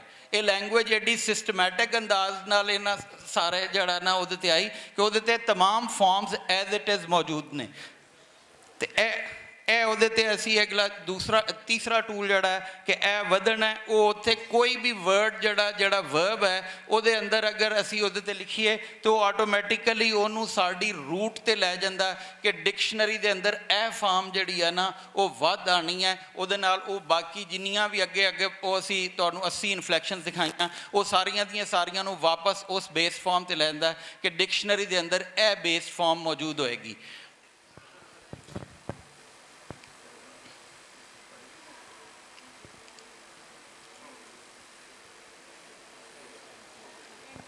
ਇਹ ਅਸੀਂ ਉਸੇ ਵਰਬ ਨੂੰ ਇੱਥੇ ਦੇਖਿਆ, ਵਧਨ, ਉਹਨਾਂ ਨੇ ਵਰਬ ਲਿਖਿਆ, ਉਹਦੇ ਮੁਤਾਬਕ ਉਹ ਦੇਖਿਆ, ਉਹਨੇ ਵਰਡ ਦੱਸਿਆ, ਉਹਦੇ ਨਾਲ ਉਹਦਾ ਇੰਗਲਿਸ਼ ਦੱਸ ਦਿੱਤੀ, ਉਸ ਤੋਂ ਬਾਅਦ ਉਹਦਾ ਸਿਨੋਨਮ ਦੱਸਿਆ ਕਿ ਉਹਦੇ ਮੁਤਰਾਦਿਫ ਅਲਫਾਜ਼ ਕਿਹੜੇ ਨੇ, ਉਹਦਾ ਐਂਟੋਨਮ ਦੱਸਿਆ, ਤੇ ਉਸ ਤੋਂ ਬਾਅਦ ਉਹਦੀਆਂ ਸੈਂਸਸ ਦੱਸੀਆਂ ਕਿ ਇਹ ਕਿਹੜੀ ਕਿਹੜੀ ਸੈਂਸਸ ਦੇ ਅੰਦਰ ਹੈ। ਔਰ ਇਹ ਅਲਹਮਦੁਲਿਲਾ ਇਹ ਉਸ ਤਮਾਮ 20,000 ਅਲਫਾਜ਼ ਦੀ ਕੈਟੇਗਰੀਜ਼ ਜਿਹੜੀਆਂ ਦਰਅਸਲ 1.5 ਕਰੋੜ ਅਲਫਾਜ਼ ਨੇ, ਉਹ ਸਾਰੇ ਅਲਹਮਦੁਲਿਲਾ 1.5 ਕਰੋੜ ਅਲਫਾਜ਼ ਦੇ ਮੁਤਲਕ ਇਹ ਤਮਾਮ ਇਨਫੋਰਮੇਸ਼ਨ ਇਹ ਹਰ ਵਰਬ ਹੈ ਤੇ ਉਹਦੇ ਨਾਲ ਇਹ ਉਹਦੀਆਂ ਅੱਗੇ 80 ਫਾਰਮਸ ਨੇ, ਉਹ ਸਾਰੀਆਂ ਦੀਆਂ ਸਾਰੀਆਂ ਉਸ ਜਿੰਨੇ ਤੁਹਾਡੇ ਇਸ 1.5 ਕਰੋੜ ਅਲਫਾਜ਼ ਦੇ ਜ਼ਖੀਰੇ ਦੇ ਅੰਦਰ ਮੌਜੂਦ ਨੇ, ਉਹ ਹਰ ਇੱਕ ਦੀ ਪੂਰੀ ਇਨਫੋਰਮੇਸ਼ਨ ਅਸੀਂ ਉਹਨੂੰ ਇਸ ਤਰ੍ਹਾਂ ਡਿਵੈਲਪ ਕਰ ਚੁੱਕੇ ਹਾਂ।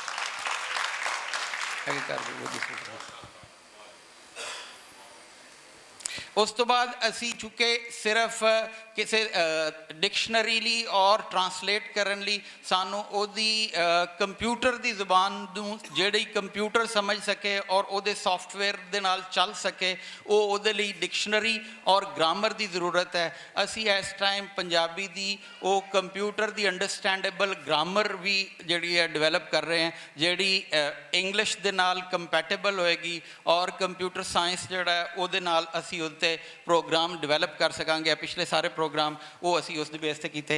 ਇਸ ਟਾਈਮ ਅਸੀਂ ਪੰਜਾਬੀ ਦੀ ਜਿਹੜਾ ਸਿਸਟੀਮਿਕ ਫੰਕਸ਼ਨਲ ਗ੍ਰਾਮਰ ਉਹ ਉਹਦੇ ਉੱਤੇ ਕੰਮ ਕਰ ਰਹੇ ਹਾਂ ਔਰ ਅਸੀਂ ਅਲਹਮਦੁਲਿਲਾ ਇਸ ਟਾਈਮ GPT ਸਾਡੀ ਇਸ ਸਾਰੀ ਪ੍ਰੋਸੈਸਿੰਗ ਨੂੰ ਸਮਝਦਾ। ਇਹ ਉਹਦੇ ਮੁਤਾਬਿਕ ਇਹ ਕਹਾਣੀ ਜਿਹੀ ਓਪਰੀ, ਇਹ ਬੜੀ ਮੈਨੂੰ ਪਤਾ ਹੈ ਕਿ ਇਹ ਬੜੀ ਓਪਰੀ ਜਿਹੀ ਕਹਾਣੀ ਹੈ, ਇਹ ਉਹਦੇ ਮੁਤਾਬਿਕ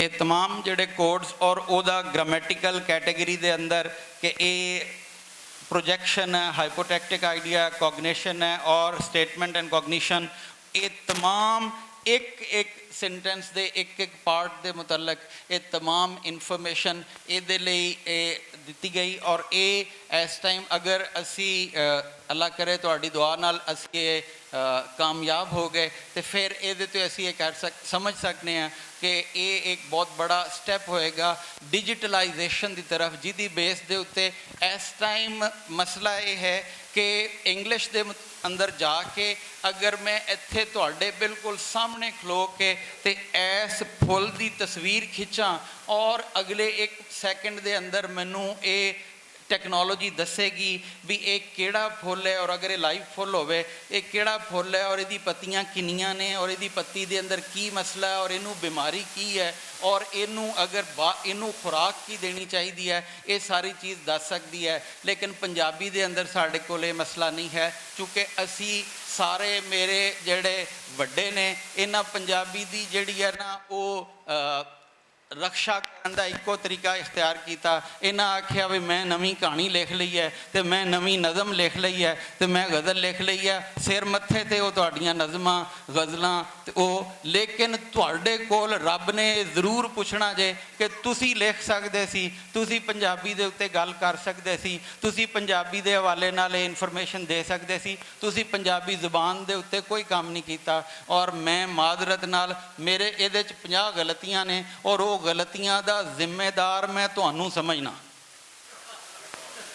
ਉਹਦੀ ਵਜ੍ਹਾ ਇਹ ਹੈ ਕਿ ਮੇਰਾ ਤੇ ਸਬਜੈਕਟ ਅੰਗਰੇਜ਼ੀ ਹੈ, ਮੈਂ ਪੰਜਾਬੀ ਦੇ ਇਹਦੇ ਲਈ ਪੰਜਾਬੀ ਦੇ ਸ਼ਾਇਦ ਪੰਜਾਬ ਦੇ ਸਾਰੇ ਡਿਪਾਰਟਮੈਂਟਸ ਨੂੰ ਪੁੱਛਿਆ ਤੇ ਸਾਰਿਆਂ ਵੱਲੋਂ ਮੈਨੂੰ ਜਿਹੜਾ ਨਾ ਸਲਾਮ ਹੀ ਆਇਆ ਮੱਥੇ ਤੇ ਜੇ ਫਿਰ ਮੈਨੂੰ ਦੱਸੋ ਫਿਰ ਮੇਰੇ ਕੋਲੋਂ ਗਲਤੀਆਂ ਜਿਹੜੀਆਂ ਹੋਣੀਆਂ ਉਹ ਮੈਂ ਕਿਹਦੇ ਕੋਲ ਜਾ ਕੇ ਠੀਕ ਕਰਾਉਣੀਆਂ। ਸਲਾਮ ਹੈ ਡਾਕਟਰ ਸਾਹਿਬ ਤੁਹਾਨੂੰ, ਤੁਹਾਡੇ ਇਸ ਕੰਮ ਨੂੰ ਵਾਕਈ ਜਿਹੜਾ ਹੈ ਸਲਾਹੁਣਯੋਗ ਹੈ। ਮੇਰਾ ਖਿਆਲ ਹੈ ਡਾਕਟਰ ਸਾਹਿਬ ਦੀ ਪ੍ਰੈਜੈਂਟੇਸ਼ਨ ਤੋਂ ਬਾਅਦ ਕੋਈ ਸਵਾਲ ਰਿਹਾ ਹੀ ਨਹੀਂ ਜਾਂਦਾ। ਅਗਰ ਸ਼ਾਇਰਾਂ ਨੂੰ ਬੁਰਾ ਗੁਜ਼ਰਿਆ ਹੋਵੇ ਤੇ ਉਹਦੇ ਲਈ ਵੀ ਮਾਜ਼ਰਤ। ਅਲੀ ਜੀ ਅਲੀ ਉਸਮਾਨ ਬਾਜਾ, ਇੱਕ ਦੋ ਹੀ ਕੁਐਸਚਨ ਹੈ ਸਾਡੇ ਕੋਲ ਤੇ ਕੋਈ ਨਹੀਂ। ਅਲੀ ਉਸਮਾਨ ਬਾਜਾ ਤੁਸੀਂ ਕਹਾਣੀਆਂ ਲਿਖੀ ਜਾਓ, ਤੁਹਾਡੇ ਲਈ ਨਹੀਂ ਹੈ। ਬਹੁਤ ਸ਼ੁਕਰੀਆ ਡਾਕਟਰ ਸਾਹਿਬ, ਤੁਸੀਂ ਇੰਨੀ ਮਿਹਨਤ ਕੀਤੀ ਹੈ। It's very fascinating for all of ਅਸ ਕਿ ਤੁਸੀਂ ਇਹਨੂੰ ਬਣਾਇਆ ਔਰ ਕੀਤਾ। ਜ਼ਾਹਿਰ ਉਹਦੇ ਵਿੱਚ ਇਮਲਾ ਦੀਆਂ ਗਲਤੀਆਂ ਜਦੋਂ ਤੁਸੀਂ ਉਹ ਸਾਨੂੰ ਸਿਨੋਨਿਮਸ ਵਿਖਾਏ ਨੇ ਉਹਦੇ ਵਿੱਚ ਨਜ਼ਰ ਆ ਰਹੀਆਂ ਸਨ। ਮਤਲਬ ਅਗਰ ਤੁਸੀਂ ਘੱਟ ਲਿਖਣਾ ਤੇ ਕਾਫ ਟੀ ਘੱਟ ਹੋਏਗਾ, ਘੱਟ ਲਿਖਿਆ ਜਾਂਦਾ ਤੇ ਪੜ੍ਹਿਆ ਉਸ ਤਰ੍ਹਾਂ ਜਾਂਦਾ। ਖੈਰ ਦੂਸਰਾ ਹੈ ਕਿ ਕਹਾਣੀ ਲਿਖਣ ਵਾਲੇ ਬੰਦੇ ਜਾਂ ਸ਼ਾਇਰ ਜਿਹੜੇ ਨੇ ਉਹ ਸ਼ਾਇਰ ਔਰ ਕਹਾਣੀਕਾਰ ਆਪਣੇ ਆਪ ਨੂੰ ਕਹਿੰਦੇ ਨੇ। ਜ਼ੁਬਾਨਦਾਨ ਹੋਰ ਸ਼ੈ ਵੇ, ਡਿਕਸ਼ਨਰੀ ਲੁਗਤ ਬਣਾਉਣ ਵਾਲਾ ਬੰਦਾ ਹੋਰ ਹੁੰਦਾ, ਬਿਲਕੁਲ ਅਲੱਗਾ ਹੁੰਦਾ। ਦੂਸਰਾ ਅਸੀਂ ਹਮੇਸ਼ ਜਦੋਂ ਸਹਾਫਤ ਦੀ ਵੀ ਗੱਲ ਹੋਈ ਉਹਦੇ 'ਚ ਅਸੀਂ ਸਮਝਣਾ ਭੁੱਲ ਗਏ ਹਾਂ ਕਿ who is the responsible. We are not the responsible, you are not the responsible. ਜੋ ਇਹਦੇ 'ਚ ਗਲਤੀਆਂ ਹੋ ਰਹੀਆਂ ਇੱਧਰ ਹੋ ਰਹੀਆਂ ਨੇ, ਜਿਹਦੇ ਕੋਲ ਪਾਵਰ ਹੈ ਹੀ ਇਜ਼ ਦ ਰਿਸਪੋਂਸਿਬਲ। ਅਗਰ ਉਹ HEC ਹੈ ਜਾਂ ਗਵਰਨਮੈਂਟ ਹੈ ਜਾਂ ਰਿਸੋਰਸਫੁਲ ਪਰਸਨ ਨੇ ਜਾਂ ਜਿਨ੍ਹਾਂ ਦੀ ਇੱਕ ਘੁੱਗੀ ਨਾਲ ਸਾਰਾ ਕੁਝ ਬਦਲਣਾ ਹੁੰਦਾ।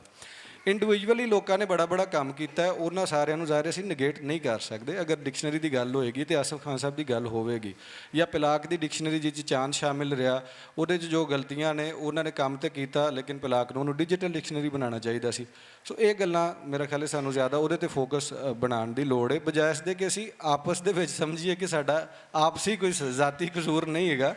ਸਰਕਾਰ ਦੇ ਕੋਲ ਫੰਡ ਵੀ ਹੈ, ਓਪਰਚੁਨਿਟੀ ਵੀ ਉਹ ਕ੍ਰੀਏਟ ਕਰ ਸਕਦੀ ਹੈ, ਉਹਦੇ ਕੋਲ ਪੂਰੇ ਇਦਾਰੇ ਨੇ ਔਰ ਉਹ ਇਹ ਕੰਮ ਕਰੇਗੀ ਤੇ ਬਿਹਤਰ ਤਰੀਕੇ ਨਾਲ ਹੋਏਗਾ। ਮੈਂ ਆਪਣੇ ਬੋਝਿਓਂ ਲਾ ਕੇ ਅਗਰ ਕੋਈ ਡਿਕਸ਼ਨਰੀ ਬਣਾ ਵੀ ਲਵਾਂ ਤੇ ਸ਼ਾਇਦ ਉਹ ਦੁਨੀਆ ਨਾਲ ਨਾ ਮੁਕਾਬਲਾ ਕਰ ਸਕੇ, ਬਿਕੋਜ਼ ਆਈ ਐਮ ਨਾਟ ਰਿਸੋਰਸਫੁਲ ਉਸ ਤਰ੍ਹਾਂ, ਨਾ ਮੇਰੇ ਕੋਲ ਕੋਈ ਬਹੁਤ ਵੱਡੀ ਟੀਮ ਹੈ। ਵੇ ਤਾਂ ਕਹਾਣੀਕਾਰ ਜਿਹੜੇ ਨੇ ਉਹ ਤੁਹਾਡੇ ਤੋਂ ਮਾਫੀ ਮੰਗਦੇ ਨੇ ਜਨਾਬ, ਜਾਂ ਤੇ ਫਿਰ ਉਹ ਡਿਕਸ਼ਨਰੀਆਂ ਲਿਖ ਲੈਣ ਜਾਂ ਉਹ ਕਹਾਣੀ ਲਿਖ ਲੈਣ।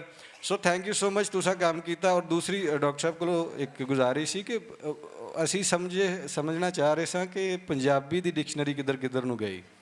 ਤੋ ਅੱਜ ਅਸੀਂ ਉਰਦੂ ਦਾ ਲੈਕਚਰ ਜ਼ਿਆਦਾ ਸਿੱਖਿਆ ਔਰ ਬੜਾ ਮਜ਼ਾ ਆਇਆ ਕਿ ਉਰਦੂ 'ਚ ਕਿੰਨਾ ਕੰਮ ਹੋਇਆ ਡਿਕਸ਼ਨਰੀ ਦੇ ਹਵਾਲੇ ਨਾਲ। ਤਾਂ ਸਾਨੂੰ ਇਹ ਸਿੱਖਿਆ ਮਿਲੀ ਕਿ ਇੰਨਾ ਕੁ ਕੰਮ ਪੰਜਾਬੀ 'ਚ ਵੀ ਕਰਨ ਦੀ ਲੋੜ ਹੈ। ਸਾਡੇ ਕੋਲ ਇੱਥੇ ਬੜੇ ਜ਼ੁਬਾਨਦਾਨ ਬੈਠੇ ਨੇ, ਉਹ ਸ਼ਾਇਦ ਇਹਦਾ ਬਿਹਤਰ ਜਵਾਬ ਵੀ ਦੇ ਸਕਣਗੇ। ਲੇਕਿਨ ਮੈਂ ਸਿਰਫ ਇੱਕ ਥੋੜ੍ਹਾ ਜਿਹਾ ਕਹਿਣਾ ਚਾਹ ਰਿਹਾ ਸਾਂ ਕਿ ਅਲੱਗ ਸ਼ੋਬੇ ਨੇ, ਜਿਵੇਂ ਤੁਸੀਂ ਕਿਹਾ ਕੰਪਿਊਟਰ ਵਾਲਾ ਅਲੱਗਾ ਔਰ ਕਹਾਣੀ ਲਿਖਣ ਵਾਲਾ ਅਲੱਗਾ ਔਰ ਪੰਜਾਬੀ ਜ਼ੁਬਾਨ ਵਾਲਾ ਅਲੱਗਾ।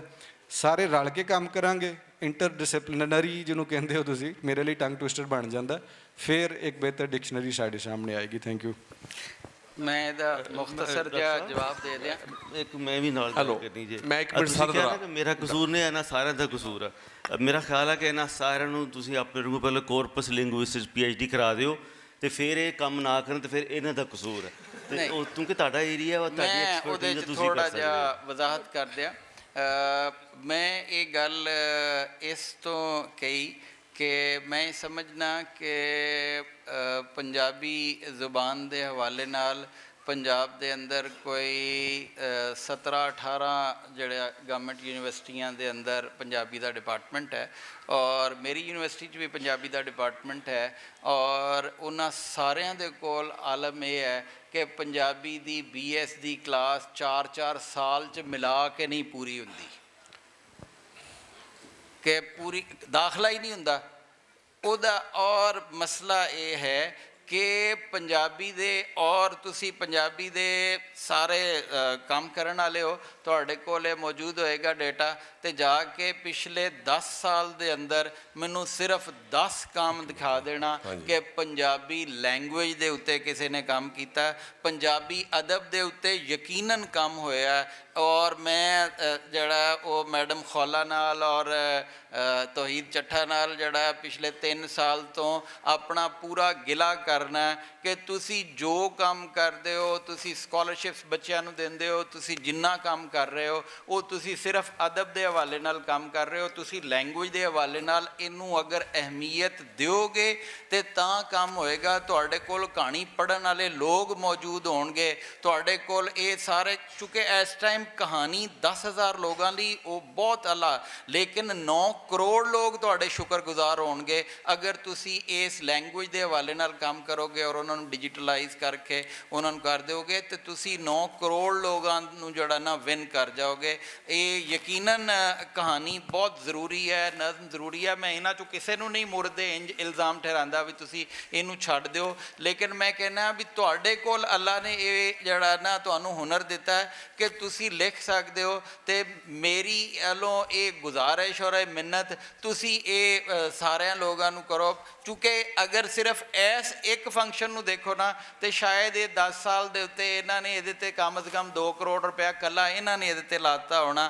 ਹਰ ਸਾਲ ਡਾਹਾ ਜਿਹੜਾ ਉਹ 50 ਲੱਖ ਰੁਪਇਆ ਉਸ ਹਵਾਲੇ ਨਾਲ ਉਹਦੇ ਤੇ ਕਰ ਦਿੰਦਾ। ਇਹਦਾ ਮਤਲਬ ਇਹ ਹੈ ਕਿ ਪੰਜਾਬੀ ਦੇ ਉੱਤੇ ਅਸੀਂ ਬਹੁਤ ਸਾਰੀ ਮਿਹਨਤ ਕਰ ਰਹੇ ਹਾਂ, ਲੇਕਿਨ ਉਸ ਮਿਹਨਤ ਦੇ ਨਾਲ ਕੁਝ ਆਸਪੈਕਟ, ਮੈਂ ਇਹ ਨਹੀਂ ਕਹਿ ਰਿਹਾ ਵੀ ਇਹ ਛੱਡਣੀ ਹੈ, ਇਹ ਤੇ ਲਾਜ਼ਮੀ ਹੈ, ਲੇਕਿਨ ਪੰਜਾਬੀ ਜ਼ੁਬਾਨ ਦੀ ਅਸਲ ਖਿਦਮਤ ਜਿਹੜੀ ਹੈ ਉਹ ਪੰਜਾਬੀ ਦੇ ਉਹਨਾਂ ਲੋਕਾਂ ਨੂੰ, ਜੇ ਤੁਸੀਂ ਸਰਵਾਈਵ ਹੀ ਨਹੀਂ ਉਹ ਕਰਨਗੇ ਇਸ ਟੈਕਨੋਲੋਜੀ ਦੇ ਦੌਰ ਦੇ ਅੰਦਰ। ਪੰਜਾਬੀ ਦੇ ਅੱਜ ਜਿਹੜੇ ਬੱਚੇ ਨੇ, ਇਹਨਾਂ ਸਾਰਿਆਂ ਜਿੰਨੇ ਪਿੱਛੇ ਬੱਚੇ ਬੈਠੇ ਨੇ, ਇਹਨਾਂ ਨੂੰ ਕਿਸੇ ਨੂੰ ਪੁੱਛੋ ਵੀ ਇਹ ਪੰਜਾਬੀ ਦਾ ਸਕ੍ਰਿਪਟ ਲਿਖ ਵੀ ਪਾਉਂਦੇ ਨੇ? ਇਹ ਜਲਦੀ ਨਾਲ ਰੋਮਨ ਸਕ੍ਰਿਪਟ ਤੇ ਆ ਕੇ ਤੇ ਆਪਣਾ ਪੰਜਾਬੀ ਤੇ ਕੰਮ ਕਰ ਲੈਂਦੇ। ਇਸ ਲਈ ਇਹਨਾਂ ਨੂੰ ਜਿਹੜਾ ਨਾ ਕੁਝ ਕੰਮ ਬਹੁਤ ਸ਼ੁਕਰੀਆ ਡਾਕਟਰ ਸਾਹਿਬ। ਬਿਲਕੁਲ ਲਿਸਾਨੀਅਤ ਦੇ ਹਵਾਲੇ ਨਾਲ ਬਹੁਤ ਘੱਟ ਕੰਮ ਹੋਇਆ। ਪ੍ਰੋਫੈਸਰ ਸਈਦ ਮੈਂ ਗੱਲ ਜੀ ਕਰ ਸਹੀ ਰਿਹਾ ਸਾਹਿਬ ਕੁਐਸਚਨ, ਬਲਕਿ ਇਹਨਾਂ ਦੀ ਲੁਗਾਤ, ਇਹਨਾਂ ਨੇ ਵੀ ਲੁਗਤਾਂ ਬਣਾਈਆਂ ਨੇ ਕੁਝ ਜਿਹੜਾ ਦੋ ਹਰਫੀ ਮੇਰਾ ਲੁਗਤ ਖੈਰ ਸਬਜੈਕਟ ਤੇ ਇਕਨੋਮਿਕਸ ਸੀ, ਲੇਕਿਨ ਪੰਜਾਬੀ ਜ਼ੁਬਾਨ ਦਾ ਮੇਰਾ ਇਸ਼ਕ ਹੈਗਾ ਇਹ ਕਰਕੇ ਇਹ 3 ਲੁਗਤਾਂ ਮੈਂ ਦੇਖਿਆ ਕਿ ਜਿਹੜੀ ਡਾਕਟਰ ਸਾਹਿਬ ਕਹਿ ਰਹੇ 2 ਹਰਫੀ ਲੁਗਤ, ਇਹ 800 ਅਲਫਾਜ਼ ਪੰਜਾਬੀ 'ਚ, ਇਹ ਪੰਜਾਬੀ ਜ਼ੁਬਾਨ 'ਚ 800 ਅਲਫਾਜ਼ ਦੇ ਜ਼ਿਕਰ ਜ਼ਿਆਦਾ ਹੋਣਗੇ। ਅਸੀਂ ਮੁੱਛ ਕਹਿੰਦੇ ਸਾਨੂੰ ਮੂੰਛ ਪੜ੍ਹਾ ਰਹੇ ਨੇ, ਇੱਟ ਕਹਿੰਦੇ ਈਂਟ ਪੜ੍ਹਾ ਰਹੇ ਨੇ, ਸੱਪ ਕਹਿੰਦੇ ਸਾਂ ਪੜ੍ਹਾ ਰਹੇ ਨੇ। ਇਹ ਬਾਹਰੋਂ ਆਏ ਸੀ, ਇਹ ਵੀ ਸੱਪ ਕਹਿ ਲੈਂਦੇ, ਇਹ ਵੀ ਮੁੱਛ ਕਹਿ ਲੈਂਦੇ, ਮੁੱਛ ਨੂੰ ਕੀ ਫਰਕ ਪੈ ਜਾਣਾ ਸੀ, ਲੇਕਿਨ ਇਹਨਾਂ ਨੇ ਆ ਕੇ ਸਾਡੀ ਜ਼ਬਾਨ ਅੰਗਰੇਜ਼ੀ ਉਰਦੂ ਬਾਹਰੋਂ ਥਰ ਤੇ ਲੈਂਟਰ ਪਾ ਕੇ ਬਰਬਾਦ ਕੀਤਾ। ਸਰ ਜੋ ਤੁਸੀਂ ਗੱਲ ਕਰ ਰਹੇ ਹੋ ਨਾ, ਇਸ ਗੱਲ ਵਿੱਚ ਇਤਨੀ ਬੜੀ ਰਿਐਲਿਟੀ ਹੈ। ਮੈਂ ਚੁੱਕੇ ਖੁਦ ਬਾਹਰ ਤੋਂ, ਮੈਂ ਇਸ ਉਸ ਓਵਰਆਲ ਪੰਜਾਬੀ ਵੈਸੇ ਐਮਏ ਸ਼ੌਕੀਆ ਕੀਤਾ ਹੈ। ਤੁਸੀਂ ਗੱਲ ਕਰ ਰਹੇ ਹੋ ਵਕਤ ਦੀ, ਤੁਸੀਂ ਗੱਲ ਕਰ ਰਹੇ ਹੋ ਚੰਦ ਇੱਕ ਜਿਹੜੇ ਸਾਡੇ ਅਦਾਰੇ ਨੇ ਉਹ ਆਪਣੀ ਥਾਂ ਤੇ ਕਾਇਮ ਨੇ, ਲੇਕਿਨ ਤੁਹਾਡਾ ਜਿਹੜਾ ਬ੍ਰੇਨ ਹੈ ਉਹ ਓਵਰਆਲ ਪੰਜਾਬ ਦੇਖ ਰਿਹਾ। ਓਵਰਆਲ ਜਿਹੜੇ ਪੰਜਾਬੀ ਸਾਡੇ ਨੇ ਬਰਬਾਦ ਹੋਏ ਪਏ ਨੇ, ਆਪਣੀ ਜ਼ਬਾਨ ਤੋਂ ਦੂਰ ਨੇ, ਸਾਡੇ ਬੱਚੇ ਬੱਚੀਆਂ ਸਾਡੀ ਜ਼ਬਾਨ ਤੋਂ ਦੂਰ ਨੇ, ਆਪਣੀ ਥਾਂ ਤੋਂ ਆਪਣੇ ਵਜੂਦ ਤੋਂ ਦੂਰ ਨੇ। ਕੋਈ ਦਰਖਤ ਦੇਖ ਲਓ ਬਾਹਰ, ਜਿੰਨੇ ਦਰਖਤ ਲੱਗੇ ਨੇ ਹਰੇ ਭਰੇ ਨੇ, ਇਹਨਾਂ ਦੇ ਥੱਲੇ ਰੂਟਸ ਨੇ, ਜੜ੍ਹਾਂ ਨੇ, ਸਾਡੀਆਂ ਜੜ੍ਹਾਂ ਤੁਹਾਨੂੰ ਵੱਢੀਆਂ ਗਈਆਂ ਨੇ, ਚਾਹੇ ਉਰਦੂ ਨੇ ਵੱਢੀਆਂ ਨੇ, ਚਾਹੇ ਅਰਬੀ ਨੇ, ਚਾਹੇ ਫਾਰਸੀ ਨੇ, ਚਾਹੇ ਅੰਗਰੇਜ਼ੀ ਨੇ। ਇਹ ਤੁਸੀਂ ਜਿਹੜੀ ਗੱਲ ਕਰ ਰਹੇ ਹੋ ਇਹ ਬੜੀ, ਮੈਨੂੰ ਇੰਨੀ ਹੈਰਤ, ਇੰਨੀ ਖੁਸ਼ੀ ਹੋ ਰਹੀ ਹੈ। ਮੈਂ ਬਾਜਵਾ ਸਾਹਿਬ ਮੇਰੇ ਦੋਸਤ ਇੰਗਲੈਂਡ ਤੋਂ ਆਏ ਨੇ, ਮੈਂ ਕਹਿ ਰਿਹਾ ਸੀ ਇਹ ਜੇ ਬਚਤ ਪੰਜਾਬੀ ਜ਼ੁਬਾਨ ਦੀ, ਇਹ ਸਾਡੀ ਜ਼ੁਬਾਨ ਦੀ ਖੂਬੀ ਹੈਗੀ ਹੈ। ਇਹਨਾਂ ਨੂੰ ਤੁਸੀਂ ਜਿਹੜੀ ਬਿਆਨ ਕਰ ਰਹੇ ਹੋ, ਆਸਿਫ ਖਾਨ ਸਾਹਿਬ ਨੇ ਵੀ ਲਿਖਿਆ, ਉਹਨਾਂ ਸ਼ਾਇਦ 2500 ਅਲਫਾਜ਼ ਲਿਖੇ, ਮਸਦਰ ਕਣ ਲਿਖਾ, ਜਿਹੜਾ ਕਣ ਲਿਖਾ ਬੜੀ ਮਸ਼ਹੂਰ ਕਿਤਾਬ ਹੈ ਆਪਦੀ। ਉਸ ਹਿਸਾਬ ਦੇ ਨਾਲ ਤਾਂ ਤੁਸੀਂ ਜੇ ਜ਼ਰਬਾਂ ਦਿਓਗੇ 80 ਦੇ ਨਾਲ, ਇਹ ਤੇ ਕੰਮ ਕਰੋੜਾਂ ਤੇ ਚਲੇ ਜਾਏਗਾ ਫੜ ਕੇ। ਇਹ ਜਿਹੜਾ ਤੁਸੀਂ ਕੰਮ ਕਰ ਰਹੇ ਹੋ ਤੁਹਾਨੂੰ ਸ਼ਾਬਾਸ਼ ਹੈ, ਪਰ ਇਹ ਕੰਮ ਇਕੱਲਾ ਬੰਦਾ ਹੀ ਕਰੇਗਾ। ਛੱਡ ਦਿਓ ਸਟੇਟਾਂ ਨੂੰ, ਰਿਆਸਤਾਂ ਨੂੰ ਛੱਡ ਦਿਓ, ਛੱਡ ਦਿਓ ਨਾ ਯੂਨੀਵਰਸਿਟੀਆਂ ਨੂੰ, HEC ਨੂੰ ਛੱਡ ਦਿਓ। ਇਹ HEC ਅਦਾਰੇ, ਇਹ ਜਿਤਨੇ PhD ਸੋ ਕਾਲਡ, ਇਹਨਾਂ ਨੂੰ ਆਪਣੀ ਜ਼ਾਤ ਦਾ ਸਿਰਫ ਮੇਰਾ ਕਿਹੜਾ ਗ੍ਰੇਡ ਆ ਗਿਆ, ਤੇਰੇ ਕੋਲ ਕਿਹੜੀ ਗੱਡੀ ਹੈ, ਤੂੰ ਕਿਹੜਾ ਕੋਟ ਪਾਇਆ, ਇਸ ਫਲਸਫੇ ਨੇ ਇਹਨਾਂ ਨੂੰ ਪਤਾ ਹੀ ਕੋਈ ਨਹੀਂ ਕਿ ਪੰਜਾਬ ਨਾਲ ਕਿੰਨਾ ਵੱਡਾ ਹੱਥ ਹੋ ਚੁੱਕਿਆ ਹੈ। ਅਸੀਂ ਬਰਬਾਦ ਹੋ ਚੁੱਕੇ ਹਾਂ। ਨਸਲ ਦਰ ਨਸਲ ਸਾਡੀ ਪੰਜਾਬ ਦੀਆਂ 7 ਨਸਲਾਂ, ਗੋਰਾ ਇੱਥੇ ਵੜਿਆ ਸੀ ਪੰਜਾਬ 'ਚ ਆ ਕੇ, ਅਸੀਂ ਉਸ ਦਿਨ ਦਾ ਹਾਈਜੈਕ ਹੋ ਗਏ ਹਾਂ। ਅਸੀਂ ਹਾਈਜੈਕ ਹੋ ਕੇ ਇੱਦਾਂ ਸਾਡਾ ਬਰਬਾਦੀ ਹੋਈ ਹੈ। ਜੋ ਤੁਸੀਂ ਕੰਮ ਕਰ ਰਹੇ ਹੋ ਮੈਂ ਤੁਹਾਨੂੰ ਸਲੂਟ ਕਰਦਾ। ਮੈਂ 40 ਸਾਲ ਪਹਿਲਾਂ ਕਿਤਾਬ ਲਿਖੀ ਸੀ ਪੰਜਾਬੀ ਜ਼ਬਾਨ ਨਹੀਂ ਮਰੇਗੀ, ਮੈਨੂੰ ਅੱਜ ਪਤਾ ਲੱਗਾ ਕਿ ਨਹੀਂ ਮਰੇਗੀ। ਖੁਦਾ ਦੀ ਕਸਮ ਹੈ, ਮੈਂ ਕਹਿੰਦਾ ਰਿਹਾ, ਅਦਰਵਾਈਜ਼ ਮੇਰਾ ਖਿਆਲ ਸੀ ਮੈਂ ਇਹ ਜਿੰਨਾ ਲੋਕਾਂ ਮੈਨੂੰ ਧੱਕੇ ਮਾਰੇ ਨੇ, ਜਿੰਨਾ ਲੋਕਾਂ ਨੇ ਇੱਥੇ ਬੋਲਣ ਨਹੀਂ ਦਿੰਦੇ ਆ ਕੇ ਸਟੇਜ ਨਾਲ, ਮੈਨੂੰ ਇਨਵਾਈਟ ਨਹੀਂ ਕਰਦੇ ਨਾ, ਮੈਨੂੰ ਅੱਜ ਪਤਾ ਲੱਗਾ ਕਿ ਪੰਜਾਬੀ ਬਚ ਜਾਏਗੀ। ਖੁਦਾ ਦੀ ਕਿਸਮਤ। ਬਹੁਤ ਸ਼ੁਕਰੀਆ ਡਾਕਟਰ ਜ਼ਬਾਨ ਬਚ ਸਾਹਿਬ, ਜਾਏਗੀ। ਬਹੁਤ ਮਿਹਰਬਾਨੀ, ਬਹੁਤ ਸ਼ੁਕਰੀਆ ਤੁਹਾਡੇ ਸਾਹਿਬ ਦਾ ਜੀ। ਸਾਡਾ ਟਾਈਮ, ਬਹੁਤ ਮਿਹਰਬਾਨੀ ਡਾਕਟਰ ਸਾਹਿਬ।